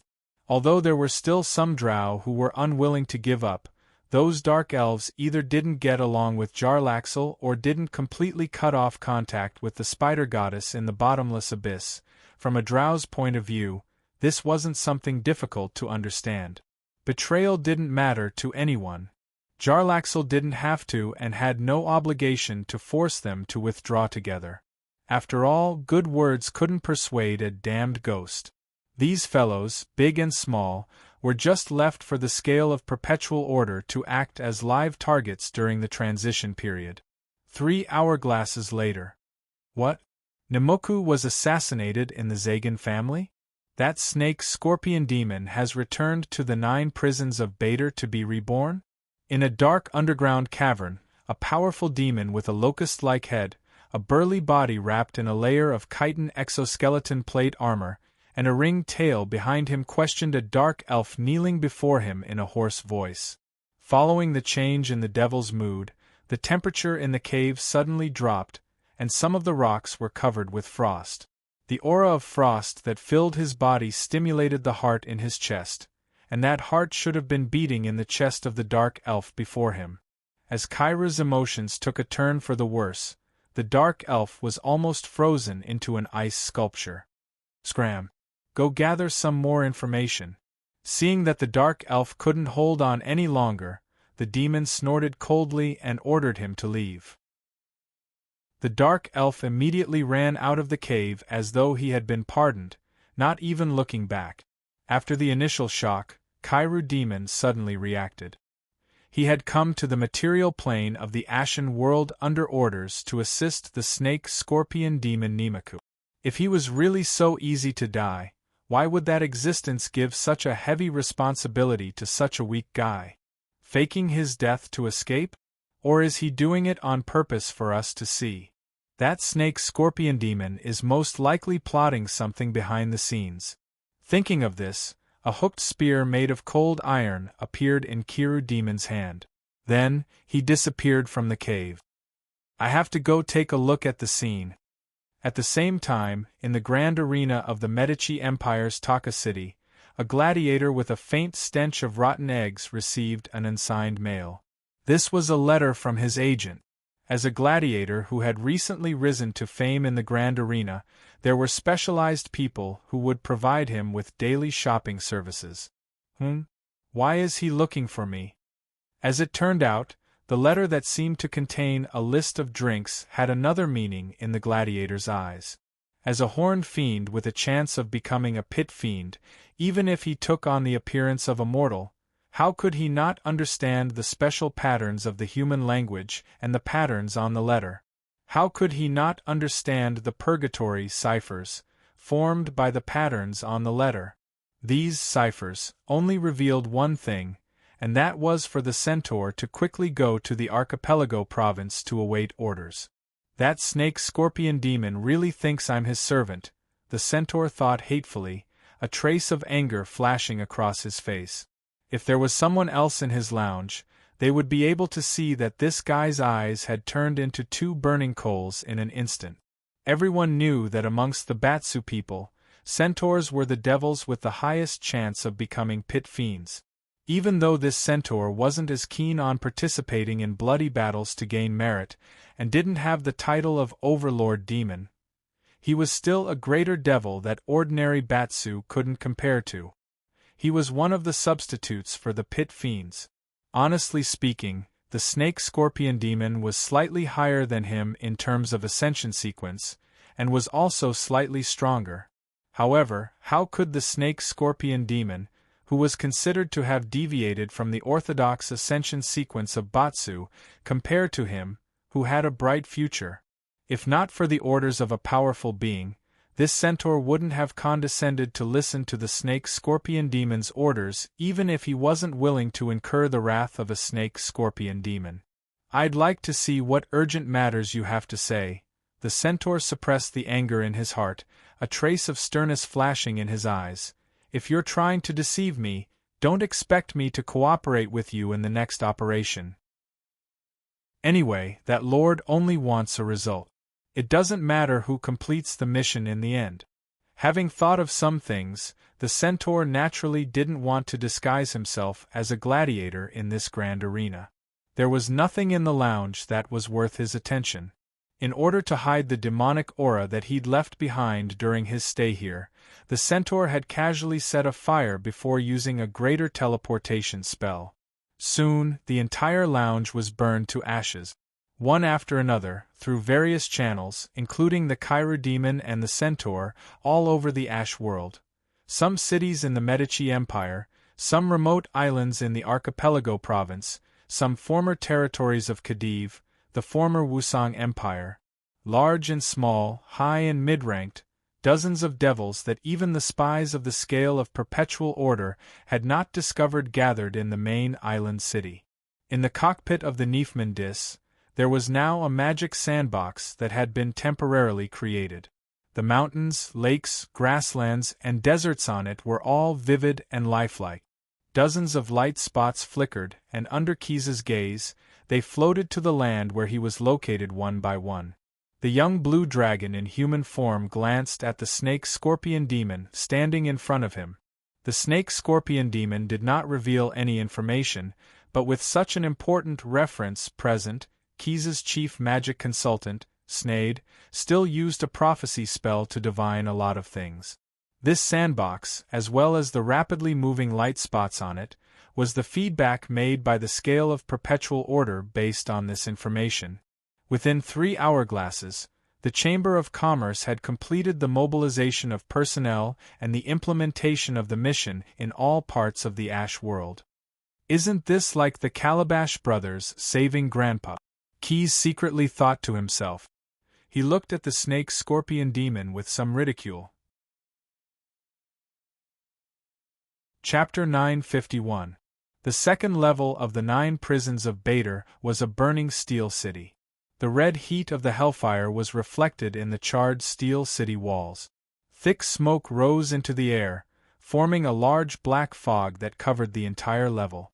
Even though the city was on this level, and this level was the city, Dis, some delusional people claimed that as long as travelers traveled far enough, they would be able to leave this city surrounded by mountains. In theory, they were right. The structure of the 9 prisons of Bader was like a funnel, and the space on each level was limited. Dis was smaller than Avernus, and if there were no accidents, the adventurers would have a chance of escaping. However, it was almost impossible for mortals who dared to travel in this city not to encounter some accidents. Perhaps it was because the mortals' minds had been weakened by the power of hell, or perhaps it was because of the demons with evil intentions, or perhaps it was because of the Purgatory Code and the special regulations of the plane of Dis itself that mortals could not understand. Dis always had a way to make the mortal travelers who came to this place stay in some form, in a reasonable way, and become nutrients to strengthen the city. This was a perfect reflection of Lord Dispat's wisdom in ruling this plane. Many demons admired the Lord's methods, and thus they were very willing to purchase real estate in Dis to live in. The red-hot buildings extended to the horizon in all directions, rising and falling along with the hidden terrain. Some of the demons who were especially important in the Blood War, or the grand residences of the commanders of the army, became unique sights in the streets of this huge city. In this city, every steel wall emitted a high heat. Apart from demons and other creatures that were resistant to fire, anything that came into contact with it would be burned. In fact, even the roads in Dis that were paved with iron slag were emitting high heat. If one did not wear boots with special protection, the visitor would soon struggle in pain and end up being cooked into a teppanyaki dish. Then, they would be eaten by the low-level demons lurking in the corners of the street. Of course, apart from those who rashly barged into this city, most of the travelers who dared to come here were definitely prepared. They either brought their own equipment, or bought special insulated shoes, cooling ointment, water, and other necessities for survival in Dis from the shops operated by Despat. Only those who were punished, captives in the blood war, and mortals who were kidnapped from the material world were unprepared and stuffed into the underground prison under the streets by the demons. Their cries of extreme pain could be heard from the small ventilation openings in the city walls. Markets and fairs were opened in some areas of the city, and creatures from different planes could be encountered there. Most of the creatures were looking to buy and sell suspicious goods, or hire a team of bloodthirsty mercenaries to do jobs that only demons like. Crowds filled the streets of Dis. There were demon nobles who loved ostentation and vanity. They would lead long queues and repeat various kinds of street opening ceremonies. There were also countless working mortals and low-level demons who were constantly running on the street. They were constantly on the move to repair, expand, and transform the city under the orders of the second lord, Despard. The city was changing with every passing moment. Steel walls, iron roads, and buildings made of various heat-resistant materials. Every once in a while, there would be changes, additions, demolitions, or even changes in shape. The only thing that never changed was the iron tower that stood eternally in the heart of Dis. This towering structure pierced through the clouds, and was said to be connected to the first level of the 9 prisons of Bader, Avernus. It could be seen from every street in the city as long as one looked up. It always flickered with a faint light, and only occasionally changed its exterior. The Iron Tower was Despat's personal stronghold. Not only could he greatly increase his defense and magic resistance within the Iron Tower, he could also enjoy various immunity checks as a reward. He was almost invulnerable there, which was why he rarely ventured outside. He would rather have his heralds manage his territory. Unlike the current First Lord of the 9 Hells, Bardi, who was basically a pit fiend that had been strengthened many times over, the lords of the other 8 levels of the 9 Hells could not be categorized as a specific type of devil. It was also difficult to trace their lineage from their appearance and characteristic. Despat was no exception. Apart from the fact that he was a great devil, a unique devil who could easily defeat a group of pit fiends, he didn't have any of the characteristics of a devil that belonged to the ranks of devils in the Barthel Archdevil's hierarchy. Usually, Despat's incarnation was extremely tall, with black hair and tiny horns. He was a humanoid creature dressed in luxurious clothing. He always had the symbol of his position, a scepter with extraordinary strength that could be used as a mace when necessary. Despat would never take risks, and rarely left his iron tower. Only Asmodeus' summons would allow him to leave. In the politics of the 9 Hells, Despat and the 8th Lord, Mephistopheles, were allies. They usually plotted against the 7th Lord, Barzub. Although the 3 of them had once been allies, Barzub was the only one who received the harshest punishment after failing to overthrow Asmodeus' rule in the paying the bill operation that shocked the multiverse. The Lord of the 9 Hells had used an unbelievably powerful spell of malice to transform Barzub from a handsome fallen angel into his current extremely ugly slug form. The 8th Lord, Mephistopheles, was forced to pay a large fine afterwards, while Despat did not receive any substantial punishment. This caused the 3 Batsu lords who were originally allies to turn against each other. However, after this incident, all the devils of the Batsu people had a new understanding of the second lord, Despat. They recalled his various deeds. Although he rarely showed himself, he still managed the theoretically largest devil settlement. The first level, Avernus, was actually the bloody battle barracks, in an orderly manner. Occasionally, Tana re-demons would attack Avernus, but not a single demon expedition could wreak havoc in the city of Dis. The paying the bill operation failed, and the Lord of the 9 Hells killed 1 lord, imprisoned 2 lords, and severely punished 4 lords. Only Despat remained unscathed in the end. With all these deeds added together, it was difficult for the devils not to be moved. Now, the Batsu devil recognized that apart from His Majesty Asmodeus, who could not be used as a reference, Despat was actually the most intelligent Batsu lord. It could even be said that it was very likely that he was currently the most intelligent Batsu. Chapter 952. The cold flame shone on the man's face. It was hard to imagine that a great suzerain who owned an entire floor in the 9 prisons of Bader would live in such a simple residence. There was a musty smell in the building, and the sound of water dripping could be heard from the depths of the corridor. The roof was leaking, and when the hurricane started, the rainwater would seep into the cracks and drip all the way to the ground floor, even though it never rained in Dis. The floor was made of wood, but for some reason, anyone who walked on it would feel like they were about to sink into it. They would feel fear and confusion, and it would be difficult for them to move forward. Compared to the strange building, the interior of this residence was rather luxurious, and it did not match the scenery upstairs. There was a long dining table in the middle of the living room, and there were glass goblets embedded with shining gems. The room was filled with splendor. There were rows of neat shelves on the wall, and they were filled with books and furnishings, most of them in small glass boxes. These things were Dispat's souvenirs. The second suzerain had a hand in almost every field.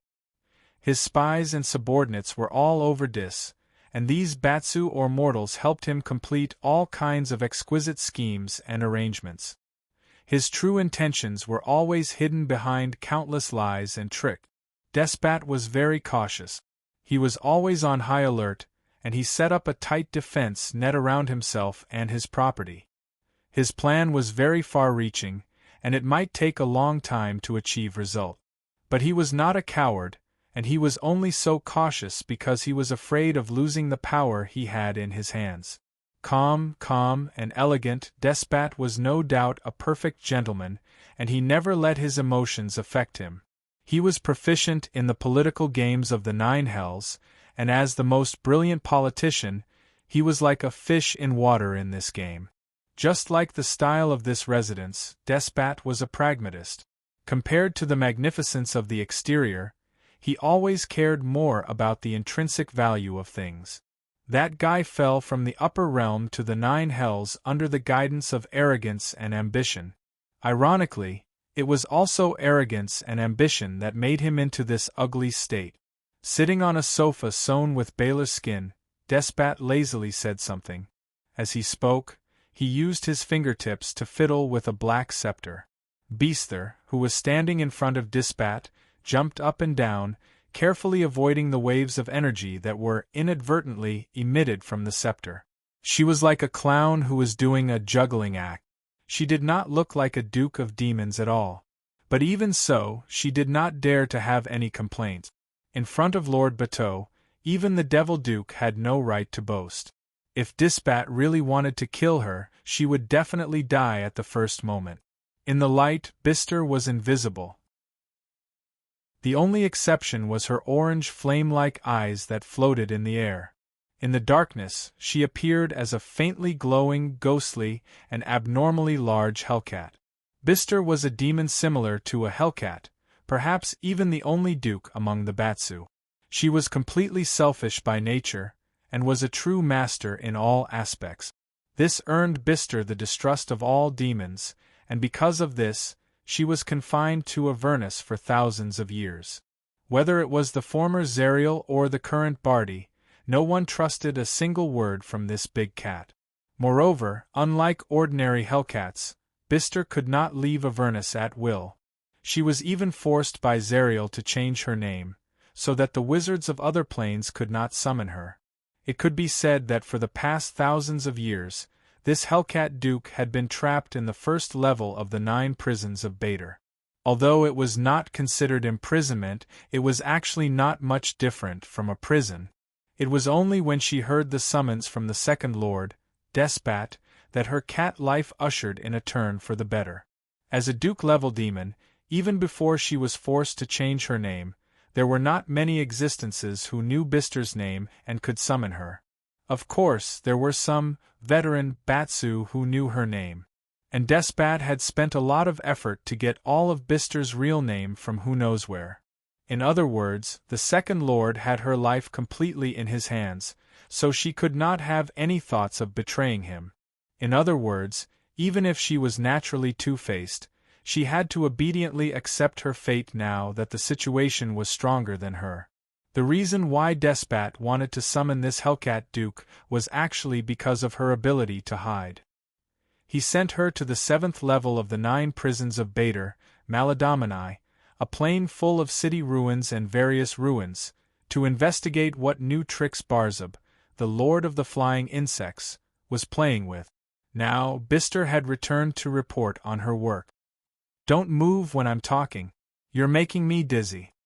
As he spoke, Despat's scepter hit the Hellcat Duke's head without any deviation, as if it was not affected by the distortion of light or her innate talent of invisibility.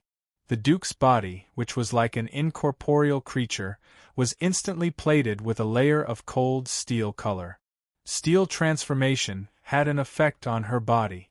Her body stiffened in an instant and turned into a model the size of a ferocious lion. Bister wanted to cry but had no tears.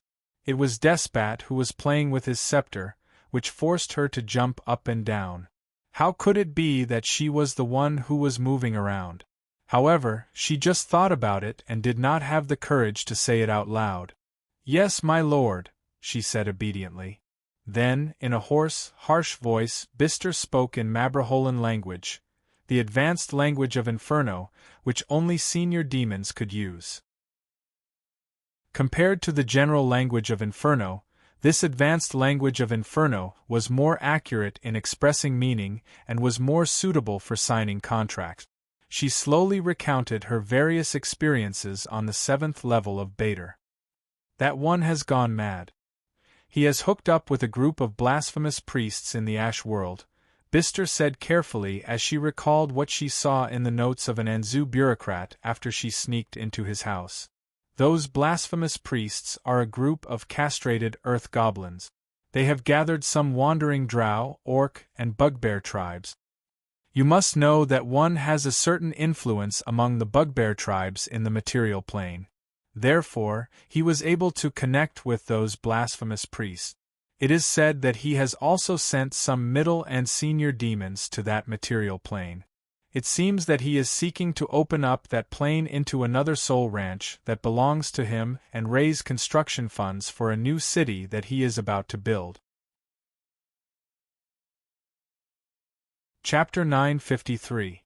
1, 2, 3, 4, 5, 6, 7, 8, 9, 10, 11. They're all scared out of their wit. Looking at the row of middle rank and senior rank demons standing in front of him, Keyes imitated the tone of a famous cultural relic destroyer and chanted a nursery rhyme in a joking tone.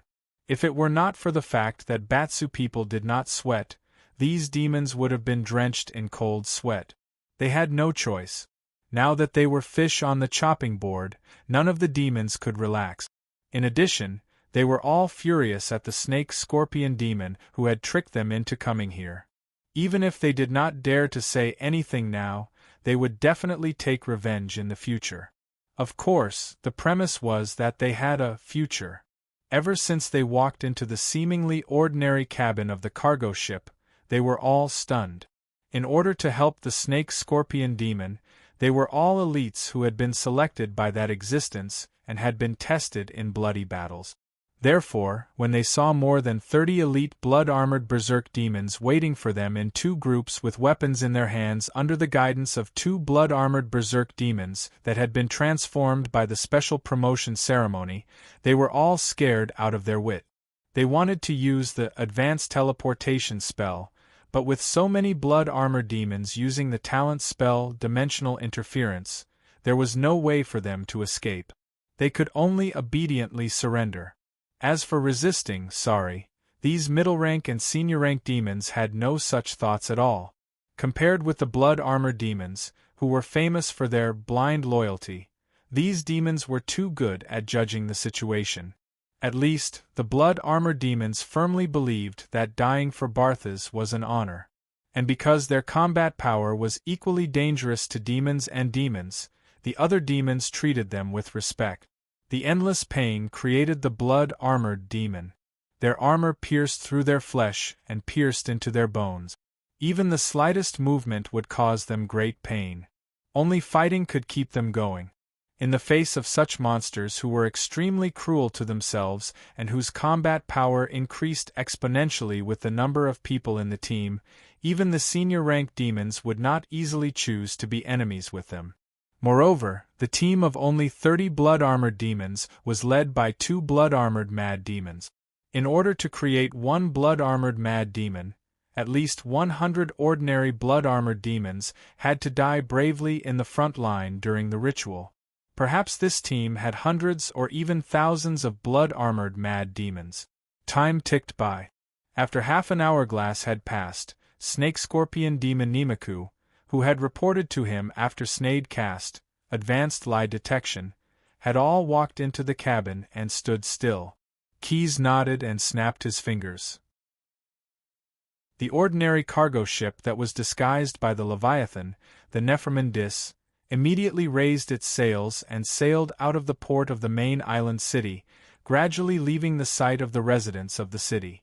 When the ship sailed out of the horizon and disappeared, the crew members on the deck all disappeared.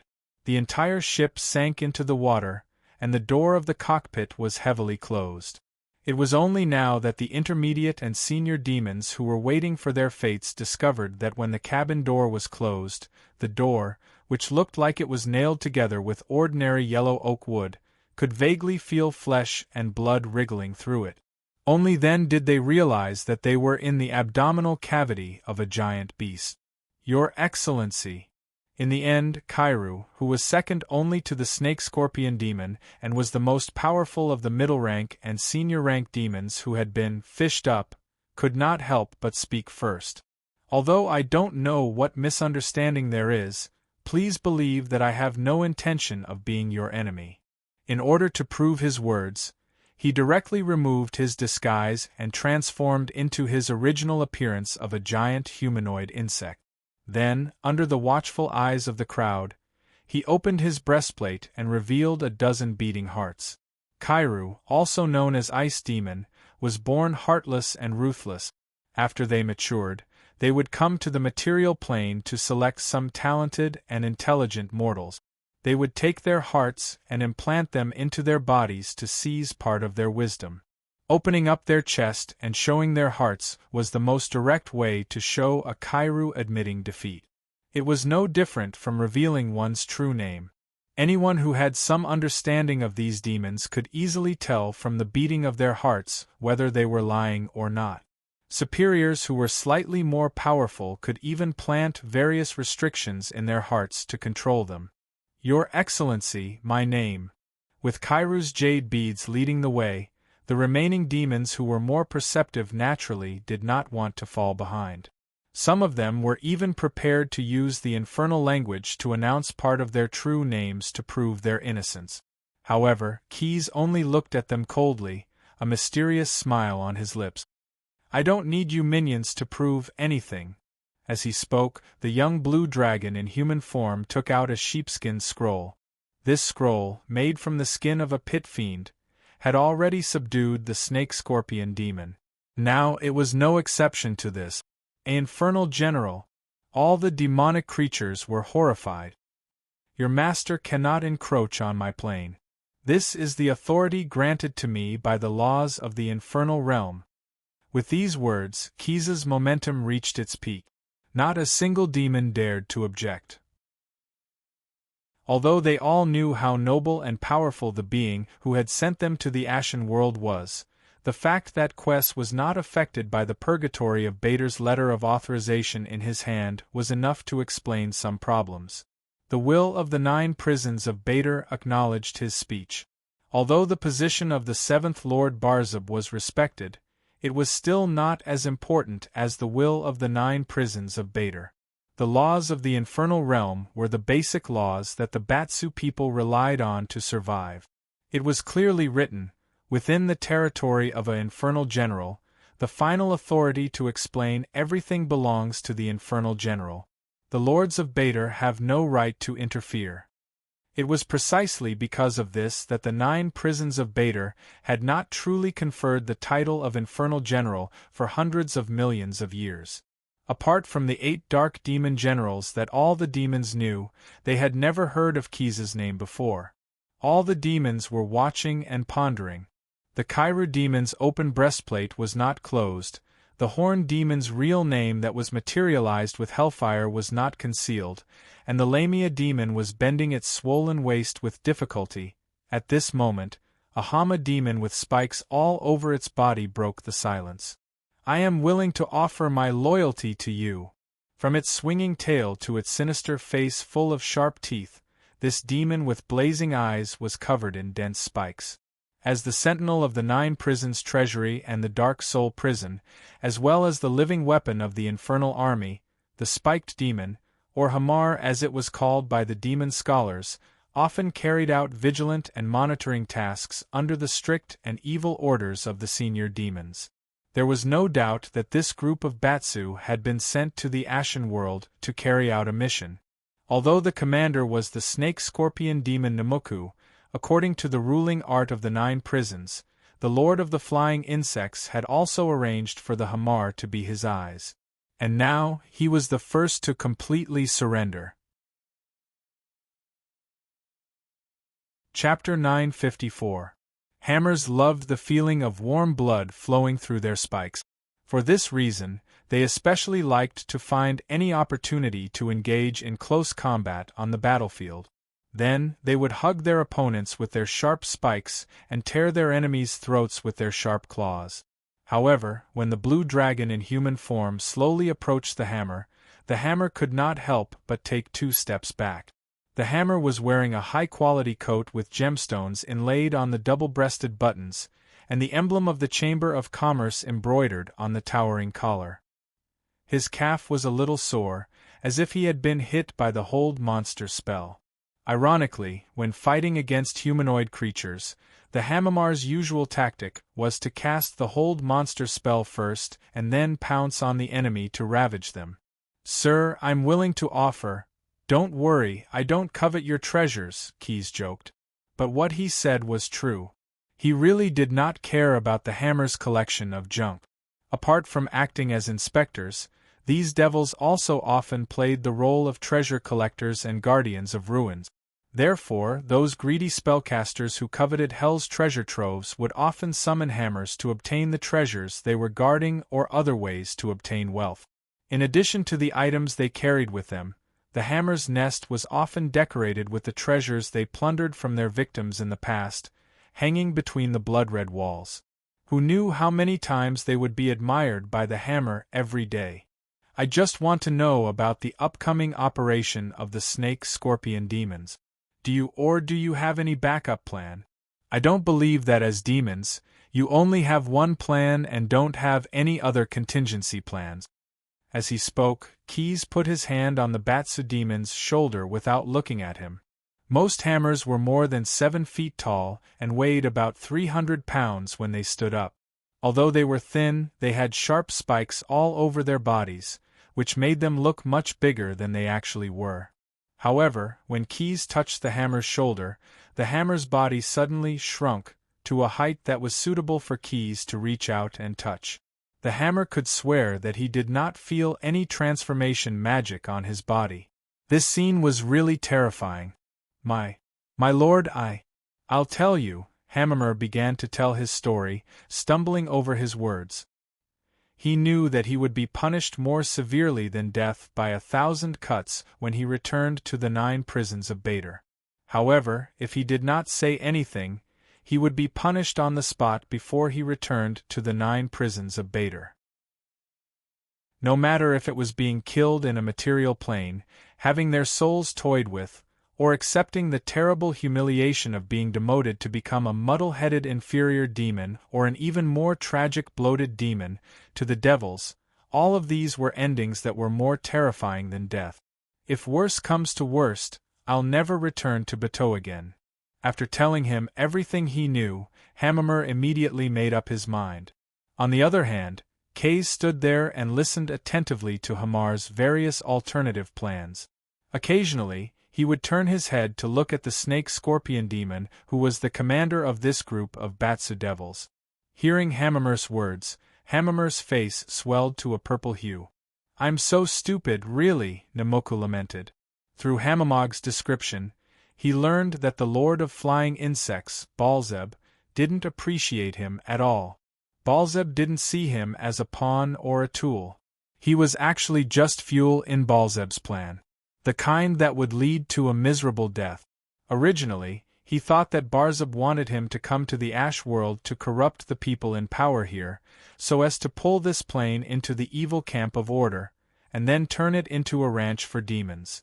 This was the daily work of thousands of demons.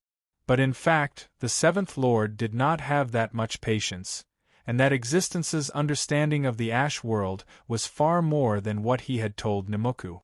At the very least, the snake-scorpion demon did not know about the spirit-binding tower. Baalzeb had arranged for the hammer to plant a bomb in the snake-scorpion demon's team.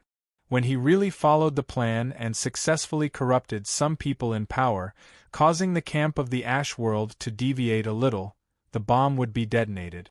Nemoku, who was at the center of the explosion, would die immediately, and it would be a very thorough death. He would not be able to be reborn in the 9 prisons of Bader. As a senior demon, the snake-scorpion demon's death would emit a large amount of magic energy, causing a large area of land to rapidly degenerate. At that time, with the contribution of the snake-scorpion demon, the soul-binding tower, which Baalzeb had been thinking about, would be quickly built with the help of the secret method. There would be no need to continue to spend time corrupting and taking care of this soul ranch. The souls of this plane would be continuously transported to Maladomini by the soul-binding tower. They would be transported to the most beautiful city in the 9 prisons of Bader, but at the same time, it was an ugly place full of mines, slag heaps and salty canals. Maladomini was a typical example of rotten on the inside. It was a hell where countless petitioners and Batsu demon used their own blood and meaningless labor under the dark gray sky to satisfy the morbid aesthetic of its lord. What was even more tragic was that the snake-scorpion demon had not said this before because he was afraid of Baalzeb's power. Although the hammer did not know much, and only knew how to easily kill the snake-scorpion demon, when he said the name Soul-Binding Tower, the terrifying human megalosaurus in front of him actually listened to him seriously. Obviously, this name had a unique meaning, and in the ears of those who knew its meaning, the hammer's words also gained points and became more important. He had guessed correctly. When Quess heard Hamama mention the soul-shackling tower, especially when it mentioned the building of a soul-shackling tower, Quess's heart skipped a beat and his vigilance increased by a few notches. After all, the existence of the soul-binding tower was the core secret of the Ash World. The turmoil that had happened in ancient times had caused this plane to become a desert of faith.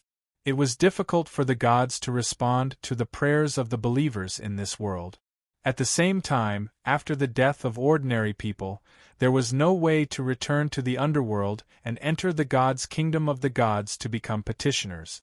For thousands of years, the reason why the Ash World had not become a negative energy plane full of broken souls was ultimately because of the soul-binding towers that the ancient soul-binding mages had built in order to save the world. These strange mage towers could attract souls, and with the help of the power contained in the veins of the earth, they would be dissolved and finally fed back to the Ash World itself. It was precisely because of the existence of the soul-binding towers that although there were many deserts in the Ash World, at least it was not a forbidden zone for life. Civilizations and all kinds of intelligent creatures could still thrive in this material plane, and they would not go extinct. How could Keys not be shocked when he heard that a powerful demon wanted to build a soul-binding tower? At the same time, he also felt extremely angry, as if a thief was not only thinking about his family's treasures, but also had the intention to destroy them. Unless you are the master of the 9 hells, otherwise humph. The young blue dragon's eyes flashed with a trace of fierceness. As his thoughts changed, all the creatures in the Ash World with a higher perception looked up at the sky in confusion. They felt that eternal blaze, which was suspended in the sky, seemed to have just shone for a moment. Chapter 955. My friend, that's what we call bloodmelon in our line of work. It's a despicable little trap. When you bend down to look through the keyhole, a javelin with a razor tip will shoot into your head. Later. I'll take care of it. So said Calder Fintry, the great framer. Looking at the halfling's serious introduction, the young blue dragon in human form obediently retreated to the middle of the team, waiting for the professionals to deal with the professional problems. Since he had spent money to hire people, there was no need for him to do everything alone. As for why he was here, it all started with the big interrogation, a day and a half ago. Of course, it was an interrogation, but with the Hamar leading the way, the rest of the intermediate and senior devils spilled the beans without hesitation. They even swore an oath using their real names in order to prove that they were telling the truth. Although none of the devils had personally mentioned the name of the seventh suzerain, Quess was still able to understand Baalzeb's entire plan through the analysis of their words and the use of prophecy spells. That damned slug had actually extended its tentacles into the Ash world. It turned out that the Lord of Flying Insects had been connected with some blasphemous priests among the wandering drow. The latter had been ordered by Barzeb to build a brand new spirit-binding tower underground in order to steal the souls of the dead in the Ashen world on a large scale. And the reason why Barzeb was able to learn about the spirit-binding tower was because of the exiled pharaoh Mako. 50 years ago, Keys and the Grand Vader broke off. The young blue dragon killed him with a surprise attack and swallowed almost all the collection in his magic laboratory. However, Medici's Pharaoh Essador still inherited a small part of the Grand Vader's legacy through various means. That pharaoh and his son Mako were able to become warlocks with the ability to cast spells. However, in the process of inheriting the legacy, some of the early records of the Grand Vader's experiments on the extraction of energy from the eternal blaze were inevitably leaked. In addition, 3 important subordinates under him, the general on duty, the commander of the Wind, and the chief of the Fire Dwarf clan, all disappeared after the death of the Grand Vader. They were actually under house arrest in the private prison of the Pharaoh. In order to get useful information from these 3 people, the 2 generations of Pharaoh Essador and Mako did not show any mercy and tortured them for decades. The cruel torture inadvertently connected with the will of the 9 prisons of Bader and attracted the attention of the Lord of Flying Insects, and he added fuel to the fire. It was also from then on that Baalzeb started thinking about the spirit-binding tower. A few days ago, Bite City had experienced a calamity, and the Medici Empire had changed hands. In order to regain his crown, the Pharaoh Mako, who had embarked on the path of exile, had actually courted disaster by holding a summoning ritual. He'd originally only wanted to summon a few pit fiends to be his hired thugs. The black-robed wizards under him had also made preparations to deal with powerful magical creatures like the pit fiends. However, contrary to his expectations, the summoning of the pit fiends had instead attracted an avatar of the Seventh Lord. The result was obvious. Mako's preparations were of no use at all. The exiled pharaoh and his descendants, along with the treasures they'd taken from Medici's Golden Palace, were packed up and brought back to the 7th level of the 9 prisons of Bader, Maladomini. They were brought to a city that was still under construction. The city was called Malakad, meaning Fort of Maladomini. It was also the headquarters of the 7th Lord, Barzeb. It was a beautiful city, with perfectly straight boulevards, a fountain carved with exquisite yet terrifying ghost faces, and a tall tower that pierced the blood-black sky like an arrow. It was the greatest city one could see in Maladomini. Because of Barzeb's morbid pursuit of perfection, the city had been built for thousands of years, but it still hadn't been completely completed. Once it was built, it would be torn down and rebuilt. The cycle repeated itself over and over again.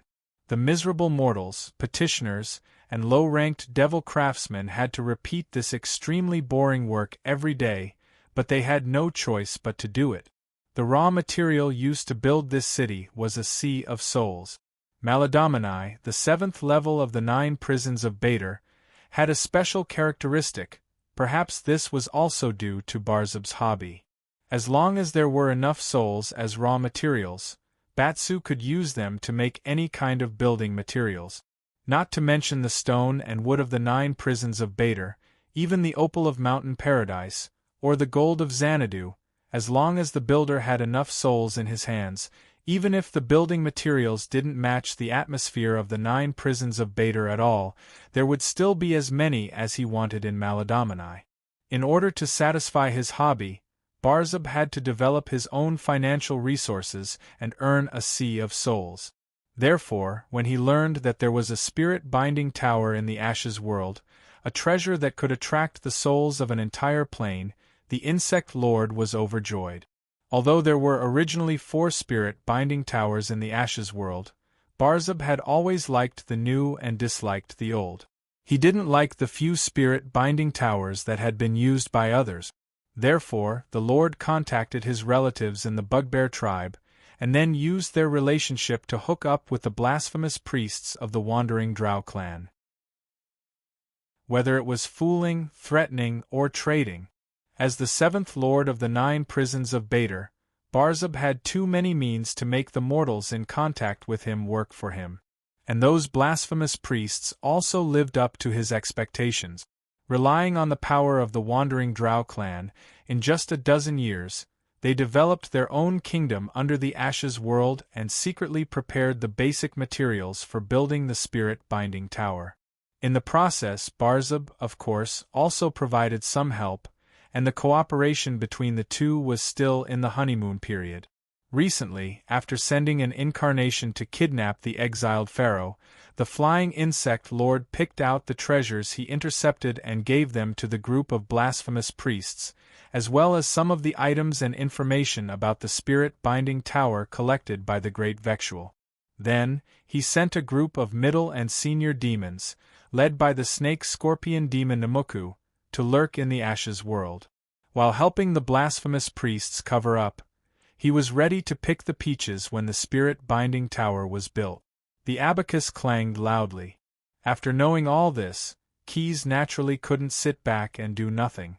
If Barzub's plan succeeded, he, who had long regarded the Ashes world as his own backyard, would not only lose face, but also have a great possibility of crisis in this fragile material plane without the protection of the gods. However, the matter of the spirit-binding tower couldn't be exaggerated, and he couldn't let the scales of eternal order send an army to eliminate the rebellion. Therefore, Keyes changed his name and formed an adventure team. In the name of exploring the underground cave, he wanted to solve this crisis in a traditional way. Moreover, he had also prepared a generous gift for the Lord of the Flying Insects. After all, it was impolite not to reciprocate. Chapter 956. Clack, the door lock, which was called Blood Claw by the insiders, did not last long in the hands of the great framer Calder Fintry. It was easily broken by him with a magnetic rod and brass pick. Fortunately, I did not disappoint you. The halfling took a step back, and the tools in his hand disappeared in an instant. No one knew where he had hidden them. Then, he picked up the Hupak's staff that was previously inserted into the ground. He used the rubber band at the top to tie the handle of the secret door, and used gentle movements to open the secret door. Another alley appeared in front of him. In order to carry out this crypt exploration, Keyes had hired several members of the adventurer team. They all had the endorsement of the Scale of Perpetual Order. Calder Fintry, the halfling framer, who was responsible for breaking all kinds of traps and secret doors. In the crypt operated by the Drow clan, there were many such tricks. Galindo Millennium Rock, the dwarf, underground digger, who had undergone special training. He had the characteristics of a deep earth warrior, who was good at fighting against all kinds of underground monsters. At the same time, he also had the mind vision, which was better than the average dwarf. His dark vision range was astonishingly more than 90 feet, and he would not get lost underground. Marsh Fezzik, the orc druid of stone, as the son of the chief of the Fezzik Orc clan, he had been studying and working in the scale of perpetual order since he was a child. There was no need to say much about his loyalty and ability. He was also the only spellcaster in the adventurer team. Jarrett, the legendary warrior and duelist who appeared as a drow defector, was a member of the adventurer team that Keyes had forcibly pulled into the adventurer team. The latter had taken a fancy to him because of his dark elf identity. As for Keyes, as the leader of the adventurer team, his current identity was an investigator of the scale of perpetual order, and his main profession was randomly arranged by himself as an investigator who knew a little alchemy and some occult knowledge. At the same time, he had the death knell at his waist and a long spear on his back. He didn't deny that he had taken on the role of a gunmaster. "Hey, gunpowder magician." This was the nickname that Calder Fintry gave to Keyes. "You guys can really shoot bullets 2 miles away, and at the same time make them turn left and right. You can also eat gunpowder to temporarily strengthen your body." "Yes, yes, yes." Keyes answered his 3 questions with 3 affirmations. At the same time, he discreetly dodged a hand that was reaching for the gunpowder horn pot at his waist. All the above is due to the sharpness of the gunner's senses. The halfling sheepishly retracted his hand. He wanted to borrow some gunpowder to take a look, but the purpose was only to satisfy his curiosity. Although this behavior was not malicious, it was mostly due to the curious nature of the halfling. After he borrowed something, he would return something else as compensation. However, creatures of other races rarely understood the thoughts of halflings. Fortunately, even if Keyes didn't let him succeed once, he didn't really get angry with him. However, after being repeatedly thwarted, the halfling's curiosity grew stronger. He decided in his heart, "When we get into a fight later, I must open my eyes wide and watch carefully." That's right, all the members of the adventure team felt that it was impossible for them to not encounter a battle on this trip. Jarrett, who was most familiar with the wandering drow, was even more certain. He knew very well the methods that his kind would use when operating the crypt. Even though the defensive traps and mazes in the alleys were almost useless with experts like Calder Fintry and Grindo Millennium paving the way for them, it didn't mean that they couldn't send back some information. "Stop." As he walked, Grinder suddenly stopped in his tracks. The subterranean digger reminded Grinder softly as he swiftly switched off the acetylene lamp in his hand. If he was alone in the tunnel, there was no need for a gas lamp or anything like that. Mind vision allowed him to see everything within 100 feet of him in the dark. He heard the rocks on both sides of the alley whispering to him and knew that there was a medium-sized creature rapidly approaching. In the underground cave, other than monsters and drow, there were very few creatures that could grow to a medium-sized size. Moreover, because the former rarely appeared in groups, it should be a patrol team of drow. The walls of the underground alley were not as smooth as they were made of brick. Many places had gaps and corners of earth and stone. Some places could even hide a person without a problem. Therefore, after Grindo shouted for them to stop, the members of the adventure team quickly moved and each found a place to hide. The underground digger turned off the acetylene lamp in a timely manner. In addition, they were all wearing the cloak of camouflage, provided by the scale of perpetual order, which could isolate them from the heat radiation to a certain extent. Therefore, even if the drow's infrared vision allowed them to see in the dark, it was not easy to find these people who were hiding. "We can't hide, we have to fight." Grindo's ears were close to the rocks and soil as he listened carefully. At the same time, after analyzing the position of the drow patrol team and his own team members, the dwarf made a decision.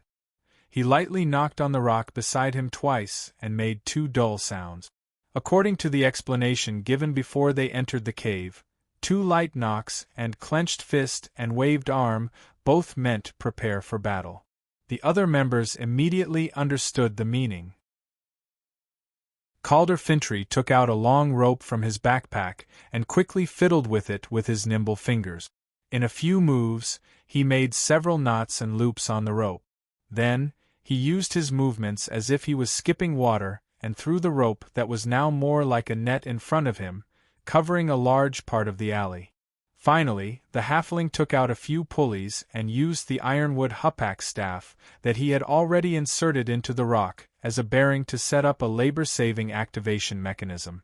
As long as the enemy walked into the range of the trap, he could quickly retreat and pull the rope at the same time to create a safe distance and make it easier for his teammates to attack. Quite ingenious. Looking at the halfling's skills, Keyes couldn't help but nod and praise in his heart. Other than the halfling, the other members of the adventure team had also completed their respective preparations. The dwarf's armor was checked, his battle axe was planted on the ground, and his crossbow was ready to shoot. Jarrett's figure had already disappeared. Other than Keyes, no one else could see through his invisibility. The orc Mashu had a bone fin on his back. It seemed to be a preparation for a druid's transformation spell. Keyes himself had already taken out the death knell, which he had not used for a long time, and was ready to play the strongest note of the battle. Chapter 957. He pretended to swallow some gunpowder.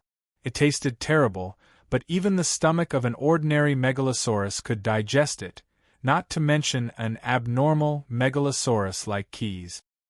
He loaded the death knell with ammunition. It was the same double-barreled short-barreled gun that he used in the beginning. Although he had the latest electromagnetic nail rifle of the scale of perpetual order on his back, since he had the opportunity this time, he wanted to relive the past. Master of body tracing, Keyes muttered in his heart. It's long gone.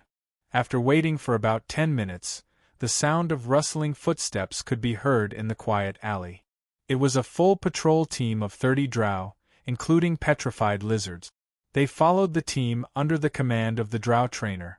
The leader is a Haribi, a peripheral member of the Dayat mercenary group, but you don't have to hold back. It turned out that Jarrett, who had just hidden his tracks, had already gone ahead to investigate the details of the patrol team. After returning, he used soul language to complete the intelligence report to all the members of the adventurer team. The so-called Haribi meant "my trusted friend" in the language of the Dark Elves. But Jarrett said that there was no need to hold back, which was somewhat ironic. The voice that suddenly appeared in their hearts surprised everyone except Keyes. Galindo Millennium and Marsh Fezzik were a little better. The former was a dwarf with a will harder than stone. The latter grew up in the scale of perpetual order, so he was experienced and knowledgeable. After all, the great framer Calder Fintry was a halfling, and his mind was too jumpy. Startled by the sudden sound, although he covered his mouth with his hand in time and did not cry out, he still squeezed out a heavy breath between his fingers. As the strongest race in many underground worlds of the multiverse, the Dark Elves naturally had their unique racial advantages. For example, in such an underground alley, the hearing and eyesight of the drow were terrifyingly sharp. All the Dark Elves in the patrol team, one after another, heard the panting of the halfling. However, they did not ask loudly. Instead, they gestured to each other and quickly made a decision.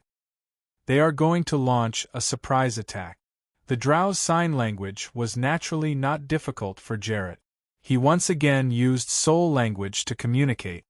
First, release demonic fire. That thing will not burn people when it falls on them, but it will expose their whereabouts and attract the focus fire of the patrol team. Then, use dark spells, combined with crossbow bolts, and release petrified lizards to attack. Finally, they will launch a charge and engage in close combat.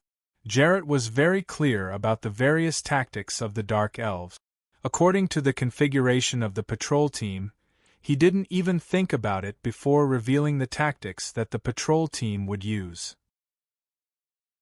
This was also the reason why Quess had insisted on bringing him along as a guide and a defector.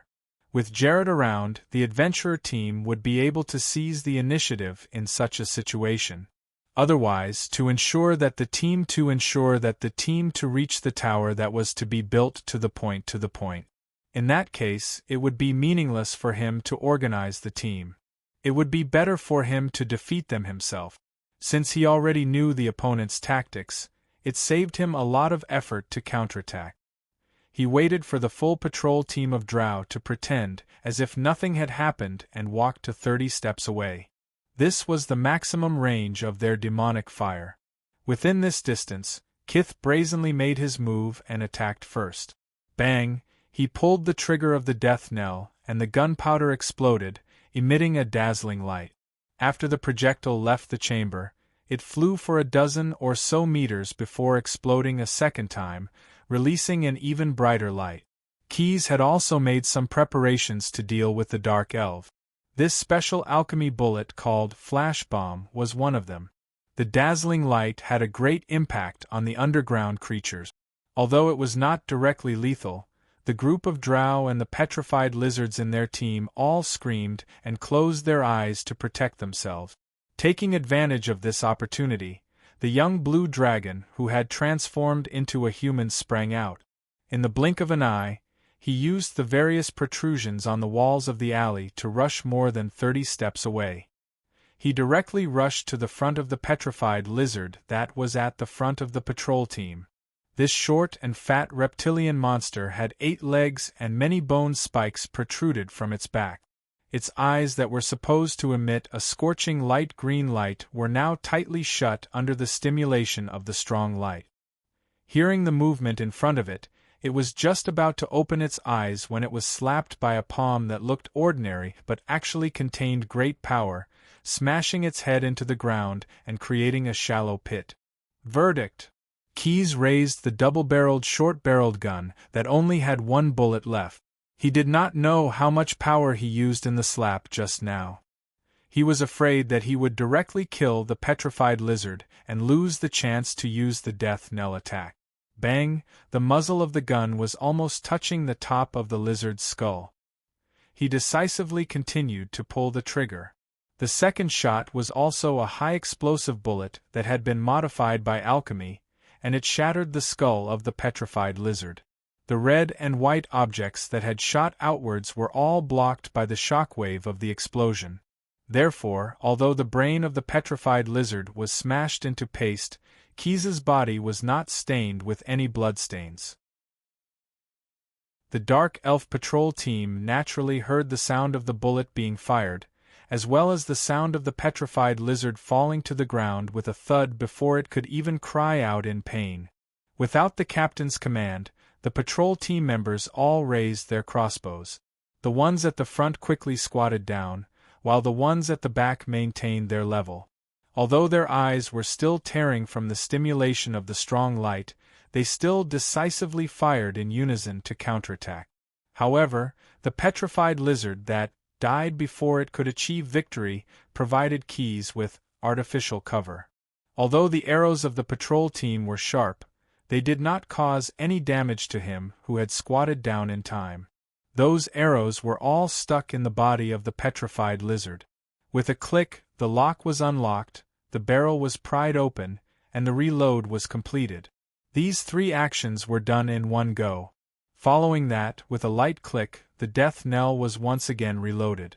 Keyes did not stand up. He directly fired 2 consecutive shots at the top of his head. The 2 flash bombs hit the top of the alley, shattering a lot of gravel and dirt. The explosion of light once again blinded the eyes of the Drows. Fortunately, they were smart enough to switch their infrared vision to normal vision in time. Otherwise, with 2 flash bombs at such a close distance, they would not be far from being blinded. Chapter 958. With a successful strike, Keyes did not linger and quickly retreated. His movements were so swift that even Jarlaxle, the leader of the Dark Elves, did not see it clearly. The young blue dragon in human form had already returned to his original hiding place. More than 10 balls of demonic fire landed on his running path, after he had completely hidden himself in the natural shelter. Even the cold flames that emitted a demonic light could not catch up to him. This scene made it seem as if the sudden attack that he launched just now was just a prank to the Drow patrol team. Therefore, the Drow were enraged. They shouted Yuenhi, which meant despicable in the Drow language. Then, they all went around the corpses of the petrified lizards in front of them and rushed in the direction where Keys had disappeared. A bunch of idiots, Jarlaxle thought to himself.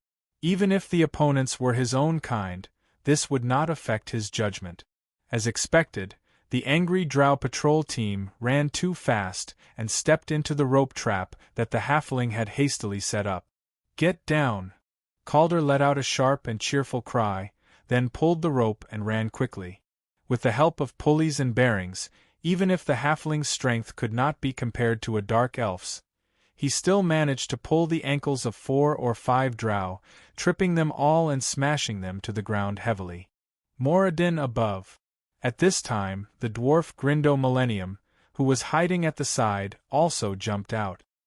He originally wanted to use the crossbow to launch a wave of attacks, but now he only hurriedly shot an arrow and threw it to the ground. He picked up the battle axe on the ground and raised his shield to charge forward. Like a rushing wild boar, the dwarf knocked down a Drow who had run through the trap area without being tripped. The iron-clad shield fiercely smashed into the enemy's ratfish division, causing it to fall backward with a miserable cry. The dwarf stepped on his stomach and did not even wave his axe. He directly used his battle boots that were also covered in iron to crush the Drow's throat. "Eat my axe!" Grindo raised his shield to block a few scimitars that slashed at him from above. He bent down slightly and waved the battle axe that he had personally forged. The sharp edge of the axe cut through the knees of several Drow, and all of them fell to the ground. There were also some nobles in the Drow patrol who could cast spells like Warlock. Although this underground passageway was called a passageway, its width and height were very impressive. Seeing that the dwarf warriors were killing everywhere, they all used the levitation spell and slowly floated up like balloons. They stuck to the top of the alley and wanted to attack from above. However, just as they did so, tragedy was already set in stone. When it was close to the top of the alley, the earth and stones above burst open instantly. An armored creature opened its mouth full of teeth, stretched out a wide dorsal fin between its shoulders, and pressed the Drows to the ground. With its sharp teeth and claws, it tore them into pieces in a matter of seconds. Shark lizard beast. After setting up the trap, the halfling Calder pulled out the hupak staff and was about to come back to help when he saw the sudden appearance of the monster. Shark lizard beasts were also known as land sharks.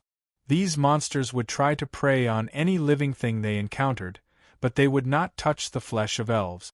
Many small pieces of evidence showed that the creation of shark lizard beasts was mixed with elven magic. Dwarves also rarely became their food. On the other hand, halflings were the favorite food of these beasts, and no halflings would easily break into their territory. "It's okay, it was transformed by that druid." Keys patted Calder's shoulder and pulled the stunned Calder behind him. The next moment, a Drow arrow shot towards the location of the trap maker. After finishing this trivial matter, Keys put the death knell back on his waist and switched the latest electromagnetic nail gun from his back to his hand. Now that he was fighting in close range, using a short gun could easily cause friendly fire. He rolled on the ground and shot another arrow towards the hiding place. Keys was able to follow the trajectory of the arrow and catch the silhouette of the archer who wanted to ambush them. He raised his hand and shot. The latest electromagnetic nail gun fired a steel nail and hit the enemy's chest with a whoosh. He was never afraid of anyone when it came to guns. Because he was disguised as a gunner, Keys was initially worried that the petrifying lizard would pose a fatal threat to the adventurer team, so he rushed forward in a super brave manner and brazenly killed it. After that, he just followed the rules and stayed in the back. Under the encirclement of Grindel, Marsh, and Jarlaxle, who occasionally made a move, The Drow Patrol team was flustered even though they had more people. They could only release demonic fire, and did not have time to use other tactics. That demonic cold light had instead become their talisman at this moment. After killing a few archers, the remaining Drow who were wielding curved swords were singled out one by Keys under the cold light. The latest electromagnetic nail-shooting rifle of the Scales of Eternity Chamber of Commerce had a total of 30 bullets in the magazine. He didn't even use up a single magazine before the entire Drow Patrol team was knocked to the ground. Except for the Drow captain who Jarlaxle called Hubie. That dark elf was nailed to the wall of the alley. Jarlaxle did not even pull out his 2 famous longswords and swift sword. He only waved his hand, and 5 throwing daggers pierced into the body of the Drow Patrol captain. The daggers were hiltless, but they did not hit any vital parts. "My dear Hubie," Jarlaxle greeted after the battle, but it sounded like mockery no matter how one looked at it. "Tisk." The Drow who was nailed to the wall spat out a mouthful of bloody phlegm, but Jarlaxle easily dodged it. "You despicable Wenna, Lady Lavis has returned, and Lord Sloddock has gathered his people. No matter why you came to the underground world, this will be your graveyard." This Drow Patrol captain was originally a subordinate of the infamous Dayet Independent Mercenary Group. His role was to facilitate Jarlaxle to obtain all kinds of information from the wandering Drow clan. However, for some reason, this nail seemed to have lost control. Coincidentally, Jarlaxle met him today, so he wanted to capture him alive and interrogate him. In a place where the Drow could not see, Jarlaxle, with his hands behind his back, was twirling the ruby ring on one of his fingers. Keys glanced at it and recognized the magic light shining on it. He did not say anything else. No wonder the Drow captain spoke as if he had a deep grudge, but in just a few sentences, he had sold out the current situation of the forces behind him. Chapter 959. After obtaining all the information he wanted to know, Jarrett walked towards the Drow Patrol captain. His high-waisted leather boots tapped on the stone floor, making a loud noise. He gave the other party a sympathetic look and shrugged. "Pitiful." He stretched out his right hand from under his shimmering cloak. The 5 throwing knives that nailed the poor fellow suddenly withdrew from his body. Like young swallows returning to their nest, they leisurely floated back into the magic scabbard tied to Jarrett's right hand. "Pitiful," he said again and walked away in large strides. This time, his boots did not make any sound. The 5-man adventurer team quickly moved forward in a quiet passage, leaving the noisy battlefield behind them. The blue dragon, who had transformed into a human, walked in the middle of the team. Although he did not need to, as a backline archer, he should stay here to receive better protection. The one in charge of scouting was naturally Grinder, who had the occupation of underground digger. The orc druid Marsh followed behind the dwarf, maintaining a distance of 2 body length. Jarrett's position in the team was erratic, walking fast and slow at times, constantly looking for a suitable position for him to play his role according to the layout of the underground passage. It was obvious that he had his own unique views on how to march in the Underdark world. The great framer Calder was at the back of the team. A compressed rice cake had appeared in his hand out of nowhere. According to him, a halfling had to eat 6 meals a day, so he had to seize the opportunity to enjoy his dinner while there was no work to be done. However, Keys felt that he might have other ideas. Ever since he saw Marsh Fazak transform into a shark-lizard beast, the lively halfling who was originally talkative became very restrained in his speech. At the same time, he tried his best to avoid getting too close to the orc. However, seeing that the halfling gave him half of the rice cake, which tasted pretty good, the young blue dragon did not expose this point. "Oh, gunpowder mage!" After eating the rice cake, Calder finally could not hold back his curiosity and quietly asked Keys in a low voice, "Why did that flashy elf call his kind pitiful?" Calder suddenly shut his mouth. That was because he caught a glimpse of Jarrett looking back at him. It was obvious that the other party had heard his nickname of Flashy Elf. Moreover, the drow did not seem to be as easy to talk to as the blue dragon in human form. At the very least, he had called Keys a gunpowder mage several times, and Keys did not seem to be angry or have any objections. "Why don't you ask him yourself later?" Quess urged a little, naughtily. Of course, the halfling Calder wasn't a fool. He wouldn't fall for such a trick. In fact, Keys also had some guesses about the pitiful to him, pitiful. Although they did not kill Jarrett's pitiful, it's said, to underground they would put some scavengers that were not a threat to the drow, such as scavengers or sludge monsters, who would not take the initiative to hunt unless they were extremely hungry, so that they could deal with the flesh and blood produced by the underground world. In the previous encounter, a total of 29 drow and a petrifying lizard had died tragically, leaving only the captain alive. But the latter had been stabbed by Jarrett 5 times, so he had temporarily lost his ability to move. Even if the predators did not come to him, the scavengers or black puddings that usually lived on the corpses in the underground tunnel would come to him. At that time, the fate of the seriously injured drow was self-evident. The 5-man adventurer team went through the tunnel without stopping, and the rough nature of the road under their feet became more and more obvious. This was not the underground cave that the drow had opened with magic, but the real underground world of ashes. They came to an area that was connected by many branches.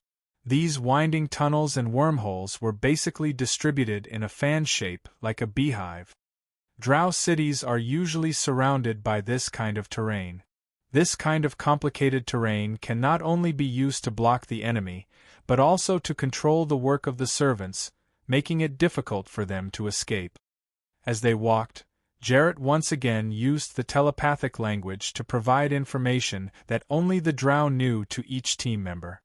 "If I'm right, we can find evidence ahead." Sure enough, after another turn, the halfling and the drow saw a fierce flash of heat.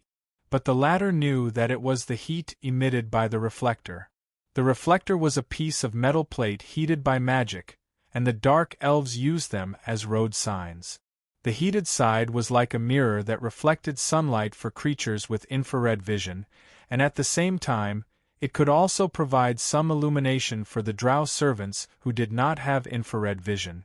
However, the slaves could not rely on the signs that could only be seen with infrared vision like their masters to find the right path in this complicated tunnel.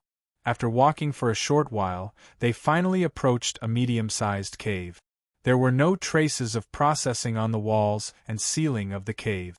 There were sharp corners everywhere, and small stalactites were all over the cave. There were 2 wooden doors on the wall of the cave, which were obviously added recently. On the wall opposite the wooden door, there was a strange concave hole, only 1 step deep. In the hole, there was a waist-high ledge covered with a blanket. A drow soldier was leaning on it, holding a sword and a dagger in his hands, playing with the dagger in boredom. This is the structure of the drow city, Wenderim, which means something like a barbican. However, this barbican itself is a trap. Although there are 2 wooden doors here, it's actually not the right path at all. Behind it is either the path of slaves with endless traps installed. Usually, only the servants pass through it, and the drow control the mechanism behind it to prevent the trap from being activated, or it's simply a cave where monsters are locked up. The real path to the city is most likely under the blanket that the soldier is lying on. It should be the aperture that leads to the deeper dark hell. Drow nobles can use levitation to easily go up and down, and civilians can also use rope ladders and the like. Instead of entering the cavern, Jarrett stopped the dwarven subterranean digger at the front of the party in time. Then, using spiritual language instead of words, he explained everything he knew in great detail. If we want to enter the city without alerting others, then we have only one way. We have to use some deceptive means. Chapter 960. Sandstorm. Underground digger Garindo Millennium Rock cursed in a low voice. If it weren't for the mission, I would be a bearded dwarf if I accepted such a weird suggestion from the gray-skinned guy. However, other than the dwarf, the other 3 members of the adventurer team had no objection to Jarrett's deception plan. If they could enter the underground city of the Drow without fighting, what was this little sacrifice? Their hands were bound by long rope. Of course, these ropes were knotted by Calder's skillful hands. They could be freed with a gentle tug. However, there was nothing unusual about them. Jarlaxle pulled them by the front and disguised them as runaway slaves that Jarlaxle had captured. The leader of the Dayet Independent Mercenary Group had also changed his face. No one knew where he got the strange magic mask from. As long as he put it on his face, not only did he change his identity, but he also changed his clothes. He had turned into her. Lush hair grew out of his shaved head. His face became that of a beautiful female drow. His chest muscles became more developed. His flashy clothes became a priest's robe. Only the magical items that he carried with him could not be covered by the magic mask because they were all enchanted items. However, the image of a drow noblewoman was befitting of her identity as a female drow noblewoman. Stop. When Jarrett, who had disguised himself as a female boss, led a group of people into Wendorim, the drow guards hiding in the pit on the opposite side of the conspicuous wooden door immediately jumped out and aimed their poisoned crossbows at the female dark elf in front of them. Curse that fireball. Jarrett said the secret code of the drow city today. Every day, the wandering drow clan spies hired by the Dayet Independent Mercenary Group would send him detailed secret messages without missing anything.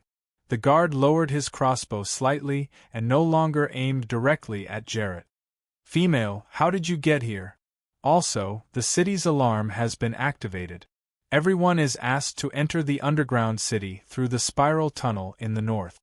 As it turned out, the fact that the adventurer team had wiped out a full squad of drow patrols had been exposed. Other dark elves in charge of patrolling had found the corpses of the scavengers in the tunnel that had been ravaged beyond recognition by the swarm of scavengers. When the news reached the Earth City, it attracted the attention of a few important figures. They had just issued a traffic control order, so these small adventurer teams naturally did not know about it. However, Jarrett already had a plan in mind. The crossdresser stretched out her soft hand and gave the drow guard a loud and crisp slap in the face at lightning speed. The other party staggered and half of his face immediately swelled up. Luckily, he didn't faint. In his shock and anger, the guard immediately wanted to pull the trigger of the crossbow, but he couldn't. When he figured out the reason, it was as if someone had used ice water to extinguish his anger. Other than the word "you," he swallowed everything else he wanted to say. Cowardly male, what else do you have to say? Jarlaxle, who was disguised as a drow noble lady, taunted the guard with words like a cat playing with a mouse. Just now, she had pulled out a strange whip from the cuff of her priest robe. The handle of the whip was made of pure gold without any decorations, and the 5 curly whiskers on the whip were wriggling up and down. They were like 5 living poisonous snakes, and one of the poisonous snakes shot out in an instant and got behind the trigger of the guard's crossbow, jamming it. The drow guard's eyes immediately widened. He understood the meaning of this weapon. In the past, only the high priests of Lolth could have such a weapon.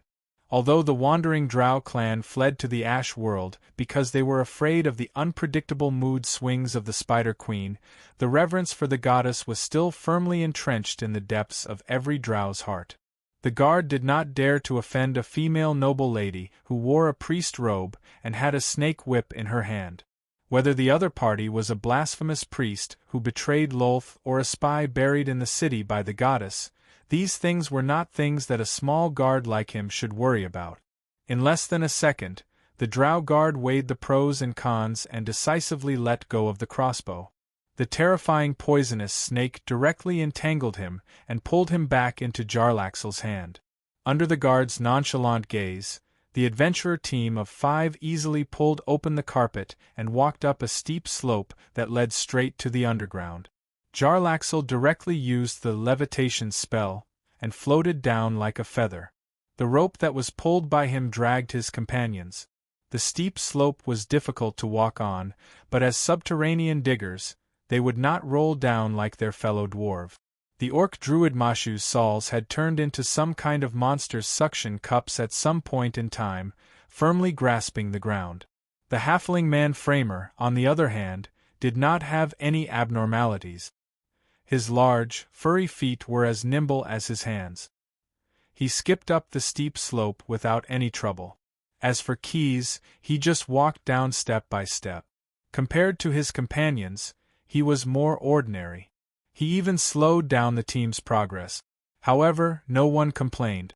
Jarlaxle did not dare to, and the others just thought that he was a human. It was good enough that he did not fall. The city of Drow is in front. When they stepped on flat ground again, Jarlaxle resumed his job as a guide and introduced the situation to everyone. Because there was no one around, he did not use the soul language this time. The Wandering Drow clan also continues the structure of the Drow race. Therefore, this city is jointly managed by a council composed of more than a dozen noble families. The only exception is that the one in charge of this council is not like the other families in the Underdark world that are most favored by Lolth. Instead, it is a union composed of a child of God named Lavis and many inferior wax demons and blasphemous priests. The deep underground cave was much larger than the Wendrim on the upper level. Although it was deep underground, the air was not that turbid. Thinking about it, the Drow must have built an air hole here to connect to the outside world. They continued to walk for half an hourglass. Along the way, they passed by many large quasi-military manors. The residents were all earth goblins. These goblins with dark green skin stood as tall as ordinary humans when they stood up. A pair of small eyes looked around vigilantly. They were constantly carrying out military training in the manor, and the rest of the chores were left to their smaller distant relatives. The earth goblins generally had the custom of keeping goblin slaves. It was not until he saw a tall pillar that Jarlaxle stopped. Nabondal Time Pillar, we have entered the city of Drow. We have to be more cautious. Chapter 961. In the Multiverse. No race knew the meaning of the word revenge better than the Dark Elves. Revenge was the dessert on their dinner table every day, the proud smile on their lips after tasting the sweetness. For the Drow race, revenge was a supreme delicacy and an unremitting pursuit. Therefore, even though she had just been resurrected using the cloning technique, Lavis hurriedly returned to the Ashen World to seek revenge after recovering her strength. It only took 2 or 3 days for her to return. The Spider Queen walked on the steps of the wide staircase where the city academy was located, Tear Breach, as the Drow cities named the academy. She stroked the short hair that had just grown out of the clone's head while cursing the traitor who made her like this, as well as the small city that went against the customs of the Drow. At this time, the city was brightly lit. The houses carved out of natural stalagmites had windows at very high places, and the light of torches swayed there. There were lights in the city of Dark Elves. Generally speaking, in the city where the Drow race lived, many exquisite buildings, usually noble mansions, would be decorated with the soft light of demonic fire. Most of them shone with blue-purple brilliance, but demonic fire and lights were two different things. "Does this light hurt your eyes?" Sarcastic words came from behind her. Lavis turned around and looked at the speaker. The other party was a strange-looking earth goblin with a candle on his head and a thick layer of makeup on his face. His name was Slotak, and he was the leader of the blasphemous priests in the current Wandering Drow clan. Slotak was shorter than most Drow, almost more than a foot shorter than Lavis. However, although his makeup was strange, he always had an inviolable majesty and calmness.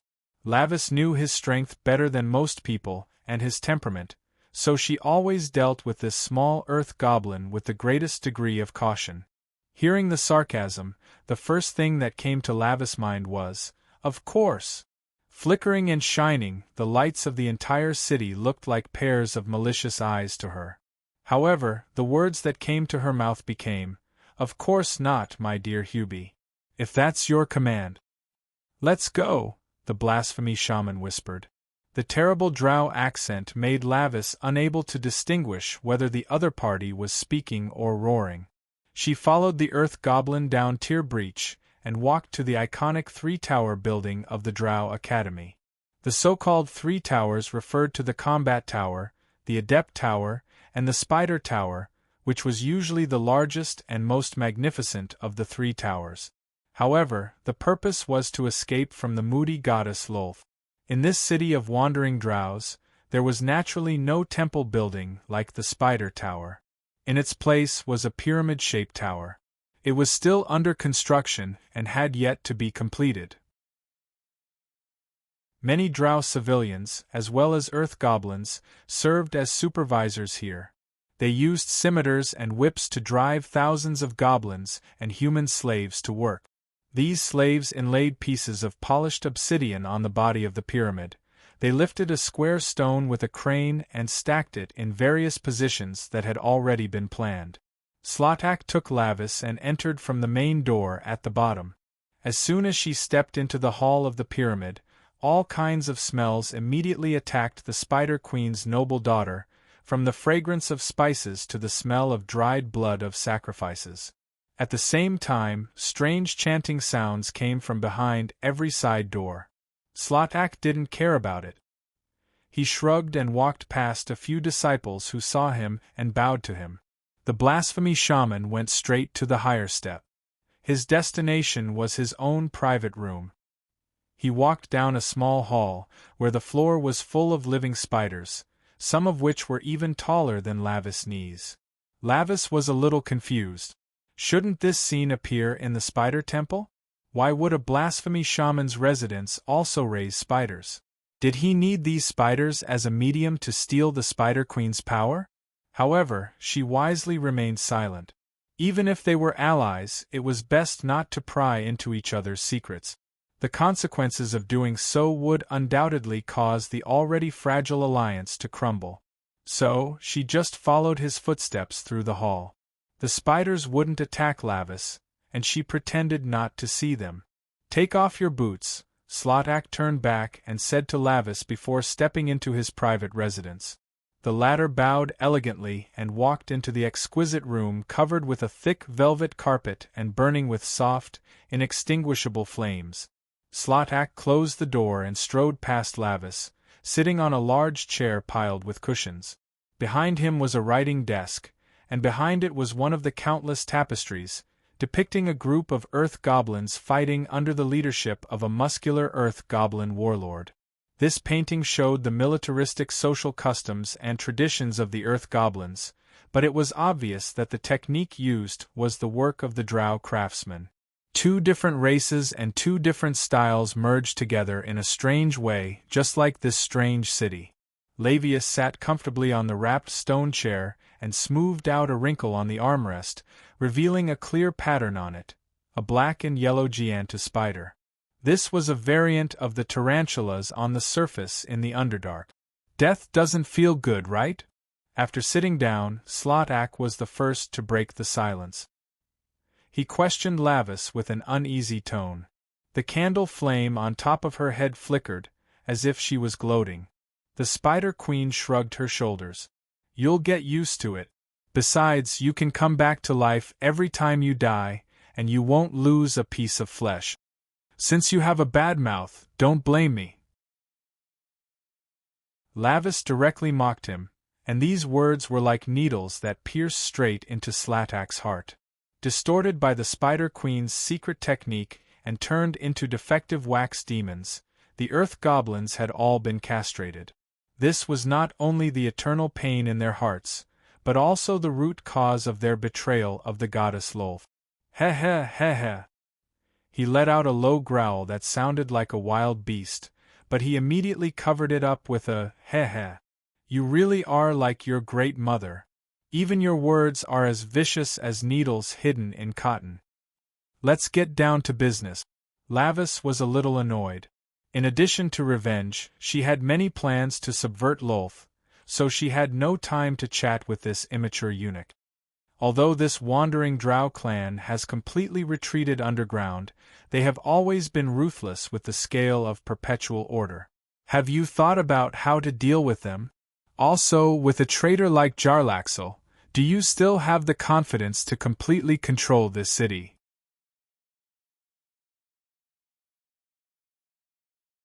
Chapter 962. What's so difficult about that? Hearing the offensive words, the Earth Goblin blasphemy priest glared at Lavis, but soon after, he changed his gaze into a playful one.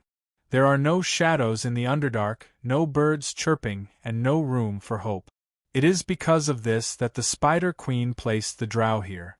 This way, your clansmen will serve her wholeheartedly. In order to survive, they will think of all sorts of ways to please her. In a sense, this kind of faith is like a business transaction. One hand for the money and the other for the goods. It is fair and reasonable. Now, this wandering drow clan, forgive my offense, but this includes you, a noble lady. As long as they are still living in the underground city, they will have to rely on the resources provided by my generation.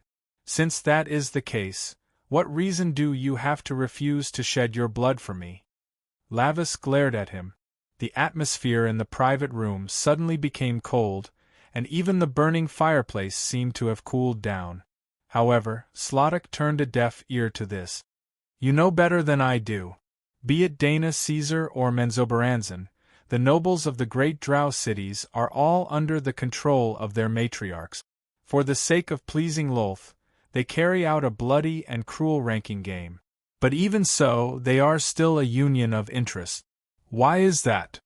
My opinion is that because of the pressure from the outside world such as the underground monsters, Mind Flayers, Mithril Hall, and Boolingdon Stone City, the chaotic drow will form a city-state to resist the outside enemies. The greater the pressure from the outside world, the less internal strife among the drow. The more united they are, the more orderly they are. Therefore, with a colossus like the Scale of Perpetual Order eyeing them covetously, this wandering drow clan will not have any problems. Although Lavis wanted to refute, after thinking about it carefully, she actually agreed with Slottek's words. This Earth Goblin blasphemy priest indeed understood the drow very well. His point of view was even more direct than most of the drow nobles. Cosson's Ober. Jarlaxle whispered a secret phrase that was rarely heard in the drow society, which translated to pull out the spider's leg. The seemingly flat wall responded to the mercenary leader's signal. It twisted into a spider web and spun outward. The spider silk rolled together and created a hole for the mercenary leader and his adventurer companions to crawl through.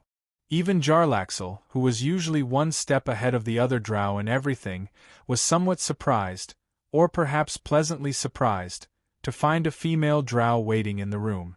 This was the Academy's magic school, the Warlock School, and this room was directly above the Dean's Lounge. Jarlaxle had hoped to have a subordinate from the Dayet Independent Mercenary Group to receive him, but it was clear that the person in front of him was a better choice.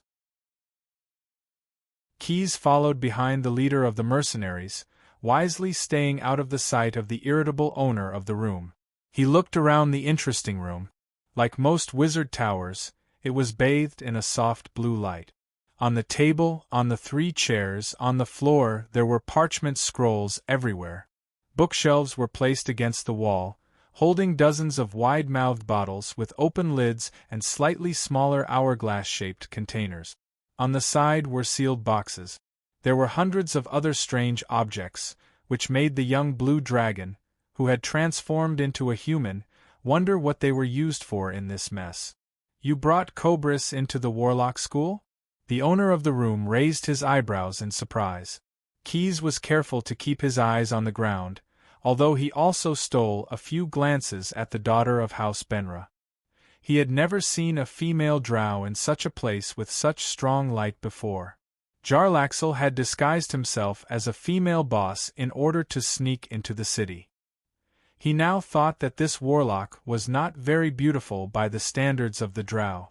She was too short, and her shoulders were too wide for her sharp face.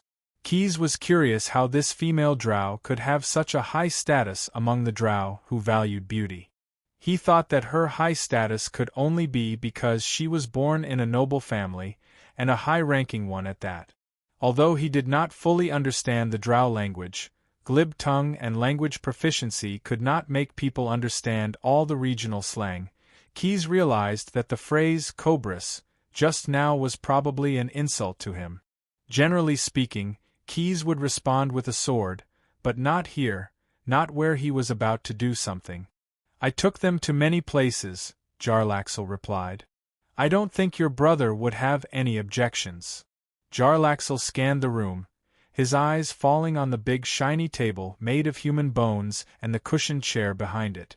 There was no door connected to this room, no obvious hiding place, and his subordinate was not here. "Gundor should be here," Jarlaxle argued. Jarlaxle defended himself. Besides, why would the dean of the Warlock Academy appear alone in the secret spell room of another warlock instructor? "I remember that this is against the rules, just like when I brought a few non-drow into the Warlock School." Note: you are questioning the dean of the Warlock School. "This is still the Warlock School," the short drow warned. "Esenki," Jarlaxle replied with a slight bow. It was a somewhat vague word, meaning as you wish or almost. "Why are you here?" the drow warlock asked. "You knew I was coming," Jarlaxle said. "Of course," the drow replied slyly. "I know many things, but I want to hear your own explanation of why you entered the Warlock School and why you entered Gundor's secret room. Although he's probably busy fiddling with a spell experiment right now and doesn't have time to talk to you." Jarlaxle put his hand into the folds of his cloak and took out a metal creation with gears and pistons. It was not hidden under the cloak.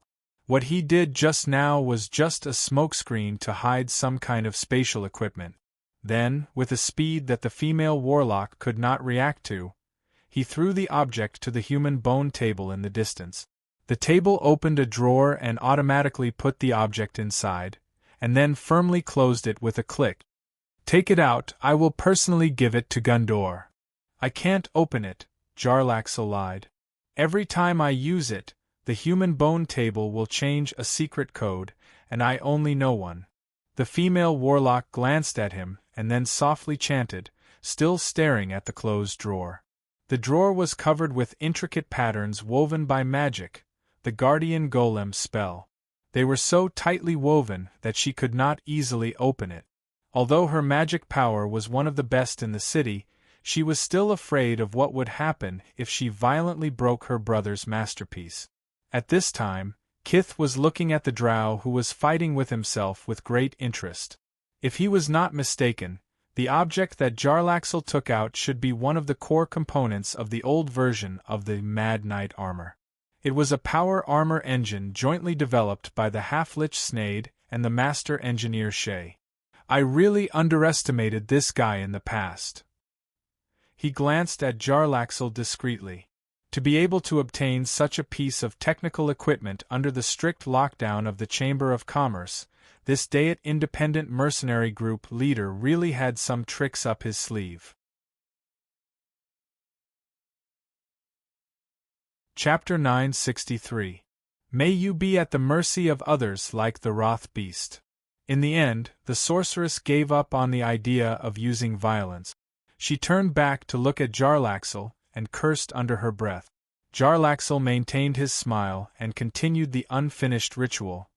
He took off his hat and bowed deeply, drawing an exaggerated arc with his hat. "Good day." Then, Jarlaxle stood up straight and rolled his hat to his elbow. Then, with a shake of his arm, the hat spun in the air and accurately landed on the mercenary leader's bald head. The sorceress ignored him. Instead, she walked towards the blue dragon who had transformed into a human. This time, she spoke in the medic language, obviously wanting Keyes and the others to understand her.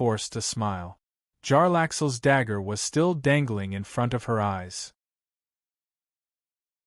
But you have to tell me where to start. Jarlaxle patted his forehead with his free hand. Look at my memory. It's my fault. Let's start from Gundor. The interrogation process that followed was as simple as pouring beans out of a bamboo tube. The sorceress told him everything she knew in detail. She and her brother Gondo were respectively the eldest daughter and eldest son of the D City's #1 family, Difo, matriarch. The two siblings practically controlled the entire Warlock College. The reason she came to Gundor's secret vault was not because she knew that Gundor and Jarlaxle were meeting today. In fact, she did not even know that her brother was a member of the Dayat mercenary group, but because she wanted to find some clues about what Gundor had been researching recently. It was rumored that Gondo was researching the construct armor developed by the Scale of Perpetual Order in the surface world. Moreover, the city's blasphemy priest and Warlock College were fully supporting the research. This was an order from Slodok. At present, in addition to organizing the army and preparing for possible attacks from the surface world, the entire Drow clan was busy doing two things. One was building a pyramid with various magical properties, and the other was supporting Gundor's research. However, only important people like the Difo family's matriarch and her eldest daughter knew what Gundor was researching. He's trying to use some kind of magic crystal given by Slodok to combine it with the zealot armor developed by the Scale of Perpetual Order. That kind of crystal has the ability to absorb the energy of the vicious fireball and store it. If the Drow can make their own zealot armor, our clan may be able to build an army that can fight all day on the ground in the future. Hearing what she said, Keys seemed to be calm on the surface, but in fact, he was thinking a lot. It seemed that Barzab, the lord of the flying insects, had made preparations for both sides.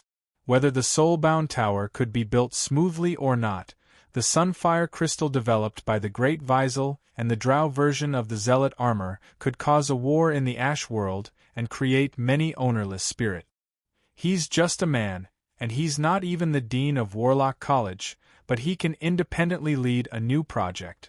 But I have to use the manual given by Slottick, but it doesn't say what it does, like other drow spellcasters, and use the power of magic to help the goblins and human slaves build the soulbound tower. It's not fair at all. Jarlaxle patted her cheek with the blade of the obsidian dagger to stop her complaining. Continue with the content. He did not agree with the unfair remarks put forward by the sorceress. As far as he knew, Gondo was indeed much better than his sister in making magic items. Moreover, the sorceress was able to become the dean of Warlock College mostly because of her gender. After about half an hourglass, the sorceress had nothing more to say, so Jarlaxle knocked her out completely. During the interrogation, he held a turquoise talisman that could identify whether the interrogator was lying or not. He was sure that most of what the sorceress said was true. The reason why Jarlaxle did not kill her on the spot was, of course, not because he had any pity, but because as the eldest daughter of the Deaver family, if the sorceress died, there must be some magic items in the family that could detect it. In that case, it was likely to affect the next step of the adventure team. "Let's go and see the soulbound tower," Keyes asked the others. He had already taken the ammunition bag with the gunpowder in his hand, and was throwing it up and down. Jarlaxle's eyelids twitched when he saw this scene. The mercenary leader knew that the ammunition bag was actually just a cover. The things inside were simply terrifying. You're tuning in to the Phoenix Knights YouTube channel. Don't forget to subscribe and join us on this journey to catch the most captivating stories.